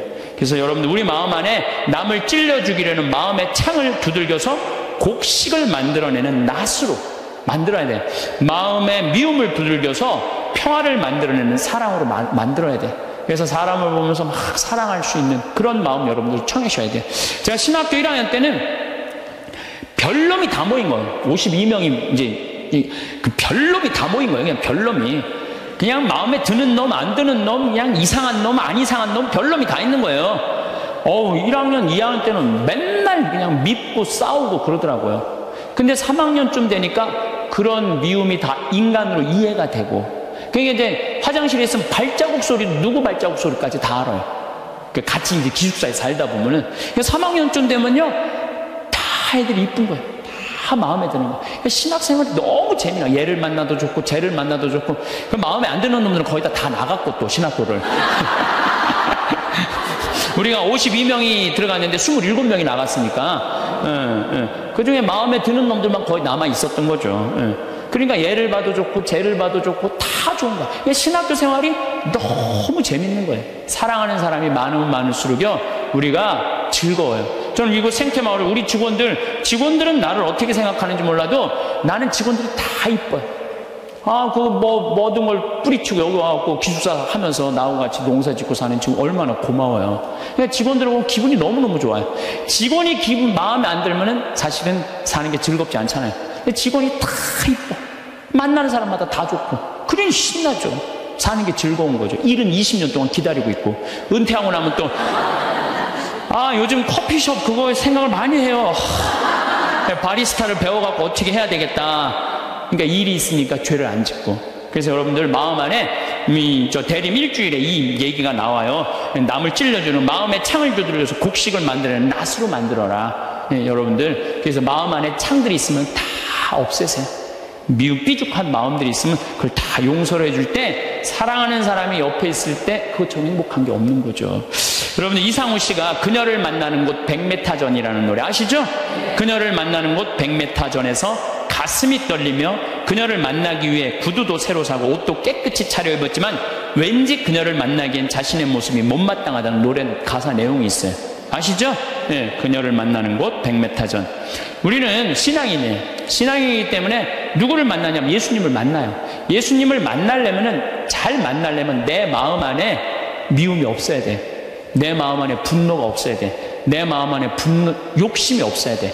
그래갖고 내가 옷도 차려입고 구두도 사고 꽃도 준비하는 그런 마음으로 예수님을 만날 때 여러분들 행복할 수 있어요. 성신앙 기도 시간도 너무너무 즐겁고. 그래서 저는 용서의 삶이 참 중요해요. 제가 신부가 막 된 조원동 주교자 성당에서 휠체어를 찬 요한나 자매가 있었어요. 몸이 퉁퉁했는데 오늘도 휠체어 타고 오신 우리 형제님도 계시지만 휠체어를 탔어요. 근데 내가 그 자매 집에 가보니까 허름한 집에서 사는 거야. 휠체어를 타고 있는데. 그런데 더 기가 막힌 거는 그 휠체어를 탄 요한나 자매가 뇌성마비로 움직이지도 못하는 병자 셋을 모시고 사는 거야. 자기도 휠체어를 타고 다니는데 뇌성마비 환자 3명을 모시고 사는 거예요. 화장실도 겨우 다니는 그들에게 내가 왜 이렇게 힘든 일을 하냐고 물었더니 자기는 무슨 일이라도 할 수 있고 움직일 수도 있지만 누워있는 뇌성마비 환자들을 움직이지도 못하니까 움직이지 못하는 우리가 당연히 돌보아야 된다면서 그 아름다운 생활을 하더라고요. 우리들은 말로만 회개한다고 용서해달라고 하는 건 의미가 없어요. 세례자 요한이 행동으로 회개하지 않고 세례만 받으려는 바리사이와 사두가이 사람들한테 이렇게 이야기하죠. 독사의 자식들아, 다가오는 진노를 피하라고 누가 너에게 일러주더냐? 회개에 합당한 열매를 맺어라. 죄를 뉘우친다면요, 우리가 회개에 합당한 보석의 생활을 해야 되는 거예요. 공을 쌓아야 된다는 거죠. 행실로 드러나야 된다는 거. 사랑하고 나누는 삶. 특별히 우리 교우들은 세상에 살다 보면 참 미운 일이 많아요. 자식, 남편, 형제, 친척, 나 사기치는 보이스피싱, 미워할 놈들이 너무 많아요. 참. 그래서 저는 교우들한테 생활의 단순함이 참 필요한 것 같아요. 생활이 좀 단순해. 너무 많은 일을 하다 보면요, 이게 죄를 많이 져요. 생활이 단순한 게 참 필요해요. 윤동주 씨가 서시라는 걸 썼죠. 죽는 날까지 하늘을 우러러 한 점 부끄러움이 없기를. 잎새 이는 바람에도 나는 괴로워했다. 별을 노래하는 마음으로 모든 죽어가는 것을 사랑해야지. 그리고 나한테 주어진 길을 걸어가야 되겠다. 오늘 밤에도 별이 바람에 스치운다. 참 내용이 좋은 것 같아. 죽는 날까지 하늘을 우러러 한 점 부끄러움이 없기를. 이런 마음으로 살아가야 돼요. 근데 나는 그냥 하늘을 우러러 그냥 부끄러운 일 천지인데 어쨌든 마음만은 그래야 된다는 거죠. 잎새 이는 바람에도 나는 괴로워했다. 이 양심의 소리, 주님께서 우리에게 들려주는 양심의 소리를 들어야 된다는 거죠. 별을 노래하는 마음으로 모든 죽어가는 것을 사랑해야지. 이 시는 거꾸로 들으면 돼요. 별을 노래하는 마음으로 모든 살아있는 것을 사랑해야지 하고 똑같은 것 같아요. 그래서 여러분들, 제가 별 참 좋아하는 소년이잖아요. 어제도 내가 여기 새벽 1시에 수소성당 강의 이제 우리 평화방송 팀하고 하고 새벽 전부 다 별 보셨죠? 우리 촬영팀들 얼마나 별이 예쁜지 몰라요. 이 세상에 태어난 건 축복이에요. 축복. 근데 그냥 행복한 마음으로 그 별을 바라야 돼. 미움 때문에 땅바닥만 쳐다보면요, 그 별을 못 봐요. 근데 요즘 현대인들은요, 하늘을 볼 생각을 안 해요. 그리고 나한테 주어진 길을 걸어가야겠다. 오늘 밤에도 별이 바람에 스치운다. 좋죠? 다시 한번 이거 읽어드리도록 하겠습니다. 서시 윤동주. 죽는 날까지 하늘을 우러러 한 점 부끄러움이 없기를. 잎새 이는 바람에도 나는 괴로워했다. 별을 노래하는 마음으로 모든 죽어가는 것을 사랑해야지. 그리고 나한테 주어진 길을 걸어가야겠다. 참 예수님, 반갑습니다. 네. 이제 지난주에 이어서 항상 어떤 처지에든 감사하여에 대해서 말씀을 드리겠습니다. 여러분들 참 우리나라 행복한 나라예요. 우리나라처럼 살기 좋은 나라가 없어요. 우리가 6.25 전쟁 끝났을 때 우리나라가 어느 정도로 살았느냐면 세계 가난하기로 세계 6위였어요. IT 아시죠? 지난해 지진이 일어났던 IT하고 똑같았어요. 근데 지금 50년이 지난 지금 IT는 어떻게 삽니까? 정말로 거적대기 속에서 살아요. 그런데 50년이 지난 우리나라는 지금 어떻습니까? 세계 경제 규모 13위, 소비지수 7위, 이탈리아보다도 더 잘 써요. 그리고 올해 1조 달러 경제 규모 1조 달러. 우리 어렸을 때는요 100억 달러 수출 맨날 그러고 자랐어요. 그거 배우고 자랐어요. 그런데 1000억 달러도 아니고 1조 달러. 대단한 거예요. 정말로 대단한 거예요. 전 세계에 이런 나라가 한 나라도 없는 거예요. 원조 받는 나라에서 원조 해주는 나라. 그래서 제가 이 대단한 사람들이 모여 살아갖고 우리나라 이름이 대한민국이라고 그런 거예요. 대한민국이라고. 여러분들 제가 얼마 전에 서안이라는 데서 다녀왔어요. 진시황 묘 있는데. 근데 그 진시황을 끌던 마차가요, 말이 4마리야, 4마리. 그 대단한 진시황을 끌고 가는 마차가 말이 4마리예요. 여기 정조 임금이 아버지 육릉에 갈 때 여기서 말 몇 마리 끌고 왔는지 알아요? 전체 행렬이 120마리도 채 안 됐어요. 근데 여러분들이 지금 2000cc 차를 타고 지금 여기 성당에 오셨다면 여러분은 말 몇 마리를 끌고 온 거냐면 150마리를 끌고 온 거예요. 말 150마리를 끌고 온 거예요. 우리가 얼마나 많은 걸 지금 누리고 살고 있는데 그걸 몰라요. 옛날에 왕은요, 여름에 얼음 좀 먹고 싶으면은 동빙고 서빙고 막 뛰어가서 그냥 막 얼음 갖다 바쳤어요. 근데 우리는 집집마다 냉장고에서 열면 얼음 다 있어요. 동빙고 서빙고 다 있어요. 옛날에 진시황보다, 옛날에 정조임금보다 우리가 훨씬 더 잘 사는 거예요. 그런데도 지금 감사하지 못하고 있다? 이건 정신적인 병이 들어있는 거예요. 짧은 시간 내에 남들은 100년 역사가 넘는데 우리는 겨우 30년, 40년 됐는데도요, 세계 4위 시장이에요. 4위 시장. 대단한 거예요. 텔레비전 잘 만들어요? 못 만들어요? 잘 만들어요. 2009년 기준으로 미국 LED 텔레비전 시장 90%가 한국 텔레비예요. 유럽에서는 뭐 내가 2004년인가 5년 갔을 때 이미 우리나라 LG가 거기 1위. 참 잘 만들어요. 파나소닉이라는 일본 텔레비전 회사가요, 한 달 전에 손들었어요. 텔레비 사업을 포기했어요. 뭐라고 포기했느냐면 우리는 삼성, LG 텔레비 따라갈 수가 없다. 그래서 우리는 텔레비 사업을 포기한다. 차 잘 만들죠. 텔레비전 잘 만들죠. 배 잘 만들죠. 휴대폰 잘 만들죠. 반도체 잘 만들지. 우리가 땅이 넓어요. 그렇다고 자원이 많아요. 정말 국민들 똑똑한 거 하나로, 성실한 거 하나로 이렇게까지 올라왔으면 행복해야죠. 근데 왜 OECD 30개 국가 중에 행복 등수가 25등이냔 말이에요. 욕심이 너무 많아서 그래요. 여러분들 지금 누리고 있는 것에 대해서 감사하지 못해서 그래요. 욕심 많은 사람은 기쁘게도 못 살고 감사도 못해요. 여러분들 마음 안에 지금 욕심을 조금만 버리면요, 정말로 행복하게 살 수 있어요. 여러분들 우리나라 국부의 원천은 어디에 있다고 생각하세요? 국부의 원천은 살림에 있어요. 살림에. 전 세계에서 잘 사는 나라의 첫 번째 조건은 살림입니다. 독일이 그렇고 일본이 그렇고 미국이 그래요. 우리나라가요, 살림 녹화가 유엔에서 뭐라고 그랬냐면은 개발도상 국가 중에 살림 녹화를 성공한 나라는 대한민국 하나라고 그래요. 우리 지금 여기 할머니들 어렸을 때 산 빨겠어요, 안 빨겠어요? 빨겠죠? 근데 지금 우리나라 산 어디를 다나나 파래요, 안 파래요? 정말로 파래요.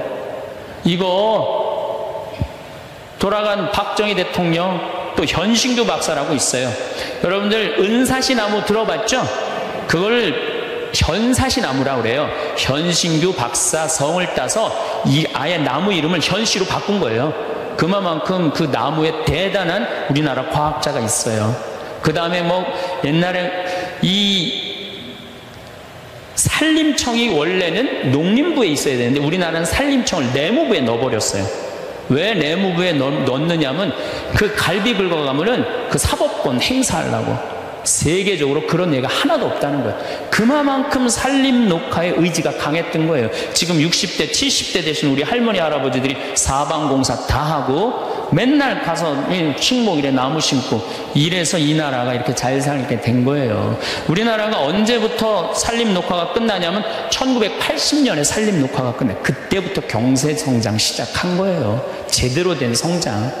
이렇게 산이 풍요로운 나라가 없어요. 근데 국민들이 안 행복해. 그 기가 막힌 산을 보고도. 그러니까 우리가 가지고 있는 가치에 대해서 우리 스스로 모르는 거예요. 그 다음에 여러분들 한류 많이 들어봤죠? 깜짝 놀랄 일이에요.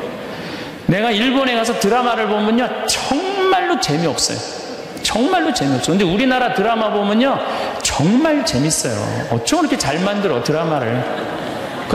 저기 대장금을 내가 케냐 나이로비에 갔는데 거기서 나오더라고요. 중동에서 나오는 건 말할 것도 없고, 중동에서 대장금 할 때는 시청률이 90%라 아예 가게를 열 수가 없대. 사람이 돌아다니지 가게를 열지. 그러니까 사람이 없으니까 가게 사람들도 일찍 들어와서 다 보는 거예요. 그러니까 전 국민이 다 본다는 거예요. 참 대단하지 않아요? 그래서 대한민국이라는 거예요. 문화는요, 선진국이 끌고 가는 거예요. 그렇다면 이미 우리나라는 문화 선진국이 된 거예요. 그런데 왜 자살률이 세계 1위야? 15,430명이 2009년에 죽었어요. 1시간에 2명씩 뛰어내서 죽는 거예요. 이게 국민들이요, 돈도 많이 생겼고 문화도 높은데요, 정신적인 수준이 행복감, 만족감이 떨어지는 거예요. 이제 만족하고 살아야 되거든요. 근데 우리는 아직도 무슨 병이 들어있어? 1등병이 들어있는 거야. 아직도 1등병이 들어있는 거야. 아니, 나는 전교 1등은 들어봐도 전국 1등 하라고 아들 때린 건 난 그게 이해가 안 가는 거예요. 전교 1등이라는 것도 꿈도 못 꾸는데 전국 1등을 안 한다고 아들을 야구방망이로 때리고 골프채로 때리고, 이게 우리의 불행이에요. 여러분들 1등 한다고 행복해요? 출세한다고 행복해요? 여러분들 요즘 텔레비전 보면요, 다 감옥 가는 사람들이요, 출세하고 돈 많고 1등 하는 사람 다 감옥 가요. 그렇지 않아요? 여러분들은 감옥 가고 싶어도 보내주지도 않아요. 여러분 감옥 가고 싶어 보내주지도 않아. 출세한 사람들이 고통을 겪는 거예요. 제일 행복한 사람은요, 1 더하기는 2다. 하루하루를 성실하게 사는 사람은 나쁜 짓 안 하고 도둑질 안 하고 사기 안 치고 그리고 성실하게 사는 사람이 매일 일 끝나고 성당에 와서 평일 미사하고 저녁에 갖고 성서 읽고 그리고 주무시는 분들이 제일 행복한 분들이에요. 5,000년 역사상 지금처럼 대한민국이 국부가 정말로 탄탄한 적은 없었어요. 요즘 제가 너무너무 대한민국에 대해서 좀 자랑스러워요. 강의 외국을 나가면서 또 여기저기 여행 다니면서 환경 문제 때문에 좀 다니면서 내 나라가 너무너무 나는 우리 수원교구의 그 수원교구 대리부장 신부님이라고 있어요. 최재용 신부님이 정말 기가 막힌 말씀을 하시더라고요. 어떤 말씀을 하시냐면은 우리 이제 신부들이 이제 서품식 때 신부들이 한 30명 나오니까 서품 시간이 2시간, 3시간 길어지니까 신부들이 짜증을 부리니까 신부님이 이런 말씀을 하시더라고요. 나는 말이야, 이 고속도로에 차가 막혀 있으면 가슴이 너무 터질 듯한 기쁘대. 터질 듯하게. 무슨 소리냐 그랬더니 자기 어렸을 땐 차 구경하기 하루에 한 대도 구경 못했다는 거예요. 한 대도 구경 못했는데 지금은 그 차가 너무 많아갖고 이게 그냥 꽉 차 있으면요, 내 나라가 이렇게 잘 살게 됐구나, 터질 듯 하다는 거예요. 그러면서 신부님 말씀이 서품식 옛날에 신부 하나 둘 나오는데 지금 30명씩 나오는데 그 줄 서서 가는 거 보면 가슴이 터질 듯 하다는 거예요. 그 터질 듯한 거랑 우리나라 자동차 터질 듯한 거랑 똑같다는 거예요. 아, 그 말씀 들어보니까요, 정말로 맞는 말씀이에요. 이렇게 정말로 행복한 나라에서 국민들이 왜 감사하지 못하느냐고요. 하나 아쉬운 게 있다면은 우리나라가 다 잘 나가요. 근데 제가 환경운동하는 신부로서 제일 걱정되는 건 뭐냐면 식량이야, 식량. 뭐 FTA가 어떻게 되는지 난 잘 모르겠어요. 그렇지만은 역사적으로 대왕 칭호를 듣는 사람들은요, 국민들 배 안 굶겨요. 식량 자급률 높여요. 세종대왕이 그랬어요. 세종대왕이 뭐라 그러냐면 백성은 밥을 하늘로 삼고 나라는 백성을 하늘로 삼는다고 그랬어요. 먹는 게 굉장히 중요합니다. 먹는 걸 무시하는 임금은요, 성군이 될 수가 없어요. 그래갖고 이 세종대왕이 뭘 했느냐면은 추구기, 이거 다 농사 때문에 한 거예요. 해시계, 이것도 다 농사 때문에 한 거예요. 27%의 백성이 굶어 죽었어요, 세종대왕 때. 근데 세종대왕 때 그거를 해결을 한 거예요. 정조임금은 수원 소호에다가 인공호수를 만들었어요. 그래갖고 제발 우리 백성들을 안 굶긴다고, 어떻게 안 굶긴다고 뭐를 했느냐면은 거기 연구소를 했어요. 그래서 여러분들 농촌진흥청이 왜 지금 수원 소호에 가 있는 줄 알아요? 그 세종대왕의 전통을 이어받는다고. 근데 지금 우리나라가 식량 자급률이 27%밖에 안 돼요. 그런데 이번에 FTA를 통해서 더 포기하겠다는 거예요. 우리가 쌓아놓은 거 하루아침에 무너지는 건 식량이에요, 식량. 그래서 이 식량 문제만 우리 국민들이 정말 의식을 갖고 해결해 나갈 수 있다면 대한민국은 앞으로 세계 4위, 3위까지 올라갈 수 있어요. 그 다음 또 하나 잘해야 되는 거, 국회의원들 제발 좀 싸우지 좀 않았으면 좋겠어요. 응? 이 예산안 처리를 한 번도 제때 처리한 적이 없어. 올해도 그냥 넘어가고 있어요. 국민들은 너무 잘하는데, 국민들은 너무 대단한데, 우리 국회는 세계 5대 최대 최악의 국회라고 선정이 됐으니 이게 참 안타까운 거죠. 내가 여의도 와서 강의해서 하는 소리에 저기다 대고 지금. 예. 그래서 우리는 정말로 이제 감사하면서 살아야 된다. 예, 감사하는 사람은요, 행복할 수 있어요. 그렇다면은 우리가 이제 어떻게 하면 행복하게 살 수 있느냐, 그걸 말씀을 드리겠습니다. 우리가 성모님한테 은총이 가득하신 마리아여 그러죠. 여러분, 은총이 가득한 게 뭐죠? 내가 성당을 한 10년을 졌는데, 성당을 짓는다고 저녁에 삽자루를 쥐고 계속 삽질을 하고 있는데 기운이 안 나. 근데 형제 하나가 와갖고 딱 넥타이를 부르고 삽을 딱 잡으면요, 내가 기분이 너무 좋아요. 그 형제는 무슨 형제? 은총이 가득한 형제. 근데 우리 성모님한테 은총이 가득한 마리아라고 그래. 그래서 성모님은 왜 은총이 가득하냐? 천사가 나타나갖고 마리아, 아이를 가질 것이다. 성모님의 첫째 반응은 그 말뜻이 무슨 말뜻일까? 곰곰이 생각해요. 은총 가득할 사람, 할 수 있는 사람은 첫 번째 조건은 곰곰이 생각하는 거. 내 인생이 어떻게 될까? 내가 처녀인데 아이를 가지면은 내가 이 아이랑 같이 돌에 맞아 죽지는 않을까? 요셉, 남편한테는 어떻게 해야 되나? 곰곰이 생각을 했어요. 자기 인생에 대해서. 여러분들은 이제 여기 지금 60살 되신 분들은 100살까지 살 것이고, 50살 되신 분들은 110살까지 살 것이고, 40살 되신 분들은 120살까지 살 거야. 그럼 나는 이제 자식 다 키우고 60살서부터 120살까지 뭐하고 살 거냐? 곰곰이 생각해야 돼. 만약에 곰곰이 생각 안 하는 사람은 은총 가득하게 살 수가 없어요. 저는 신학생 때 이런 생각을 했어요. 우리가 지금 성당 건물 짓는 것만 중요한 게 아니다. 앞으로 주 5일째가 되면은 교우들은 바깥으로 나간다. 2만 달러가 넘으면 거의 선진국이 예를 들어보면 전부 주일미사 안 하고 다 놀러 나간다. 그렇다면 이제는 교회는 도시에다가 건물을 짓는 게 중요한 게 아니고 자연 안에다가 교우들이 와서 기도하고 쉴 수 있는 데를 만들어야 된다. 나 그 신학생 때 곰곰이 생각했어요. 그 신부 되자마자 내가 땅 보러 다녔어요. 돈 한 푼도 없는데도 30억짜리 40억짜리 막 땅 보러 다녔어요. 근데 마침 교구에서 땅이 있고 선배 우리 김창민 신부님이 도와주셔서 내가 32살 때부터 필리포 생태마을을 꾸미기 시작했어요. 이제는 거의 완성 단계에 왔어요. 내 사제생활 20년 동안을 거의 그걸 다 한 거예요. 그랬더니 우리 주교님께서 황 신부 그 평창도 중요하지만 여주의 땅이 15만 평이 있으니 그걸 개발해봐라. 그래서 내가 지금 그거 개발 전담 신부예요. 그런데 평창은 15,000평인데 여주는 15만 평에 내가 이제 그거를 이제 꾸밀려고 그러면은 내가 또 한 20년은 또 그냥 흘러가겠어요. 너무너무 바쁘게. 나는 20년 동안 할 일이 있어요. 나는 늙어도 걱정 없어요. 할 일이 있으니까. 그랬더니 주교님 또 한 번은 부르시더니 용인에 대대리에 5만 평이 있으니 그것도 개발하라는 거야. 나는 80살까지 할 일이 있는 거야, 나는. 얼마나 좋아요. 할 일이 있으니까. 근데 저는 제가 하고 싶은 건 아프리카의 생태마을 꾸미는 거예요.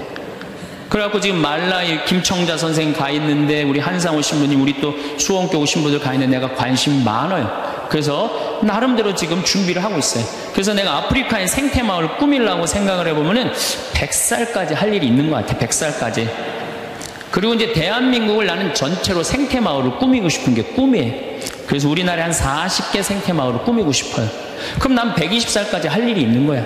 늙어서 할 일이 기다리고 있다. 이거 행복한 거예요. 여러분들 만약에 내가 60살에서부터 120살까지 아무것도 할 일이 없다. 그건 사는 게 저주예요.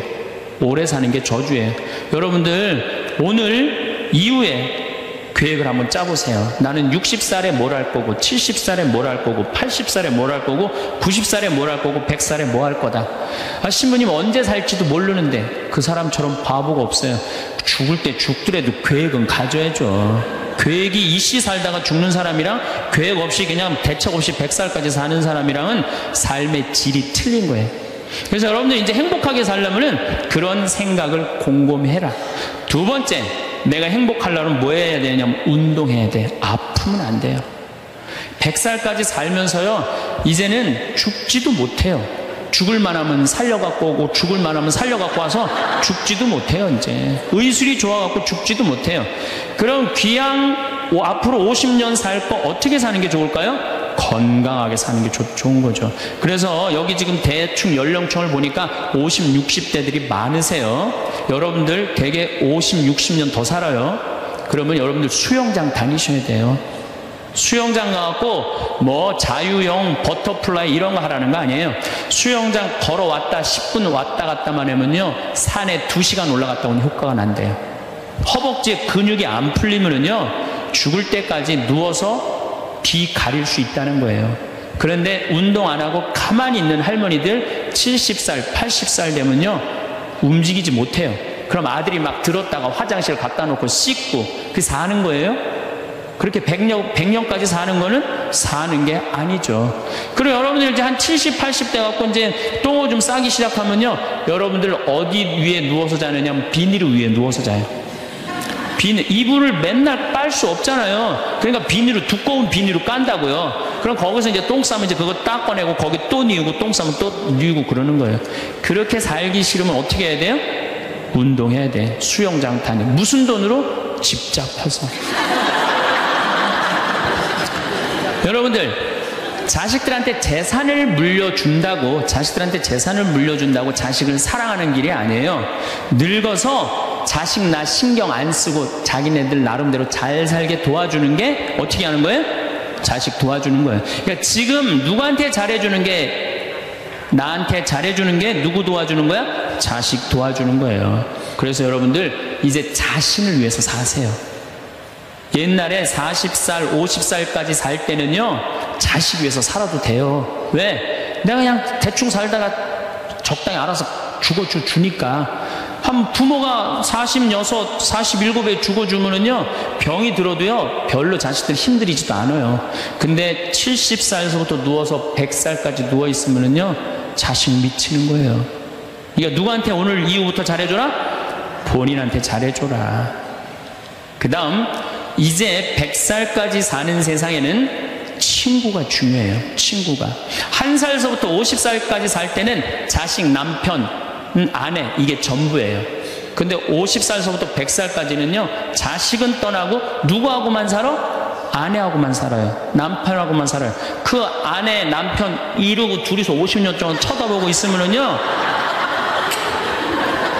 미쳐요. 친구는 이제 나이를 따지면 안 돼요. 친구. 난 제일 친한 친구가 86살이에요. 86살. 한 말씀 드렸잖아요. 우리 생태마을 꾸며준 신부님. 얼마나 나한테는 소중한 친구예요. 그래서 나는 그분 지금 우리 생태마을에 내가 집 져놓고 같이 모시고 살아요. 제가 일주일에 최소한 2-3번은 같이 식사를 해요. 얼마나 좋아요. 86살 되셔갖고 나하고 같이 밥 먹고. 난 또 72살 먹은 친구도 있어요. 여자친구. 친구는 나이가 많을수록 좋아요. 나이가 많으면 돈이 많아요. 돈이.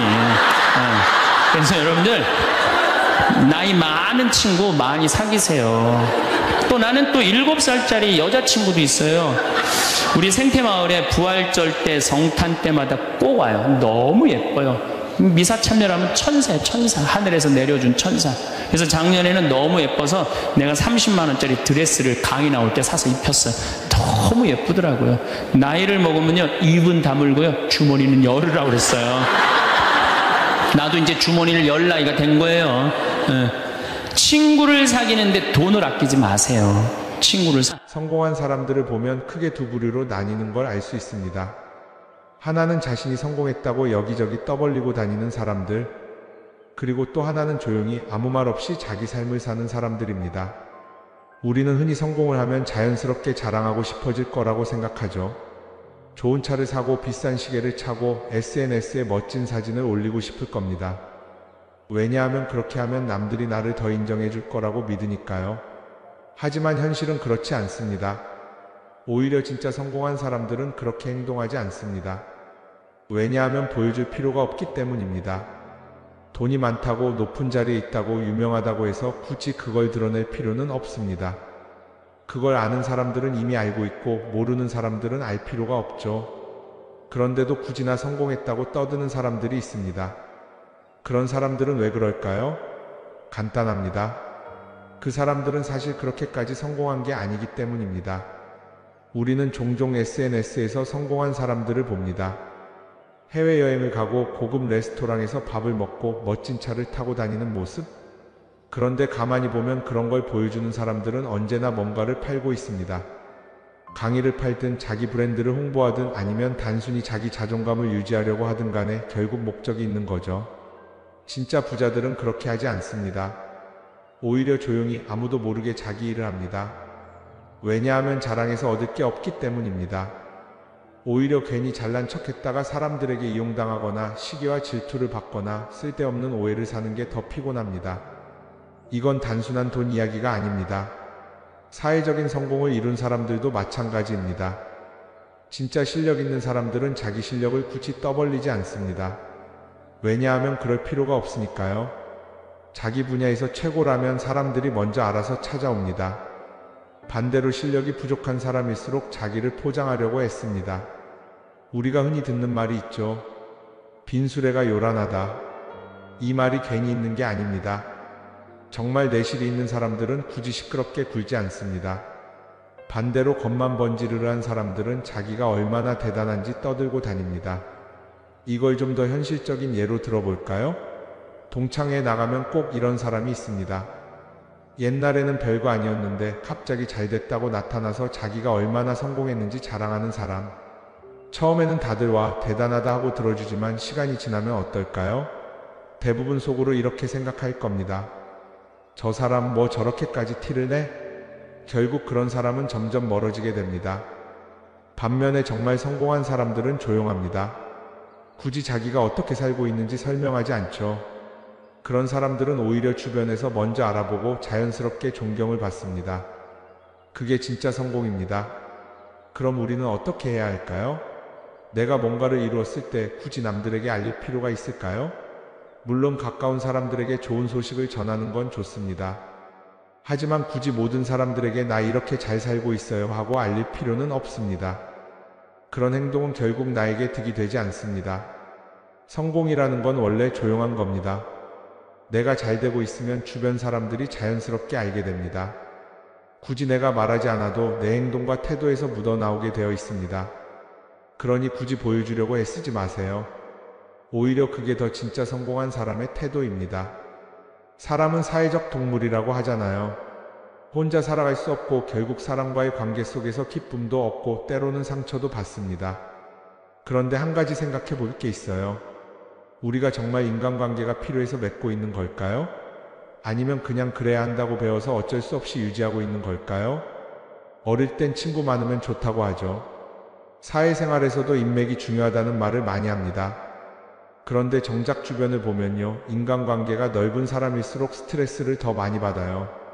전화벨이 울릴 때마다 이번엔 또 무슨 부탁일까 싶고, 단체 채팅방에서 메시지가 올 때마다 이걸 또 어떻게 대답해야 하나 고민하죠. 관계가 많아질수록 책임과 피로도 함께 늘어나는 겁니다. 어떤 사람들은 인간관계를 줄이면 외롭지 않겠냐고 해요. 그런데 가만히 생각해보면 진짜 외로움을 느끼는 순간이 언제인지 아세요? 오히려 불필요한 인간관계 속에 있을 때입니다. 같이 밥을 먹고 얘기를 나누는데도 뭔가 허전하고 대화가 컥 돌고 속마음을 나누지도 못할 때, 그럴 때 우리가 더 외롭다고 느끼죠. 그렇다고 당장 인간관계를 다 끊어버릴 순 없겠죠. 하지만 적어도 내가 정말 소중하게 여겨야 할 관계와 그냥 관성적으로 유지하는 관계는 구분할 필요가 있습니다. 예를 들어 매번 나한테 부탁만 하고 정작 내가 어려울 땐 연락 한 번 없는 사람, 내가 실수하면 뒷담화를 하면서 내 앞에서는 웃는 사람, 이런 관계를 굳이 계속 이어갈 이유가 있을까요? 가끔은 이런 경험도 있을 거예요. 우연히 어떤 사람과 친해졌는데 만난 지 얼마 되지도 않았는데 너무 많은 걸 털어놓는 사람들 있죠. 자기 속사정부터 가족 문제, 직장 고민까지 쏟아내는 사람들. 이런 경우 두 가지의 가능성이 큽니다. 하나는 그냥 감정적으로 의존할 사람이 필요해서일 수도 있고, 또 하나는 내가 믿을 만한 사람인지 떠보는 걸 수도 있어요. 어떤 경우든 이런 관계는 오래가기 어렵습니다. 사실 친밀함이라는 건 시간이 필요한 법이에요. 적당한 거리를 두고 천천히 서로를 알아가야 하는데, 초반부터 급격하게 가까워진 관계는 쉽게 무너지는 경우가 많습니다. 처음엔 친하다고 생각했는데 어느 순간 사소한 일로 틀어지고 결국 남보다 못한 사이가 되는 거죠. 그러면 인간관계를 어떻게 해야 할까요? 답은 간단합니다. 억지로 맺지 말고 굳이 유지하려고도 하지 않는 거예요. 내가 편한 관계라면 자연스럽게 이어질 것이고, 그렇지 않다면 서서히 멀어질 겁니다. 그리고 그걸 억지로 붙잡지 않아도 괜찮습니다. 관계를 유지하는 데 에너지를 쓰기보다는 정말 소중한 관계에 집중하는 게 더 낫지 않을까요? 어떤 사람은 내가 인간관계를 줄이면 나중에 나 혼자 남는 거 아니냐 걱정하기도 해요.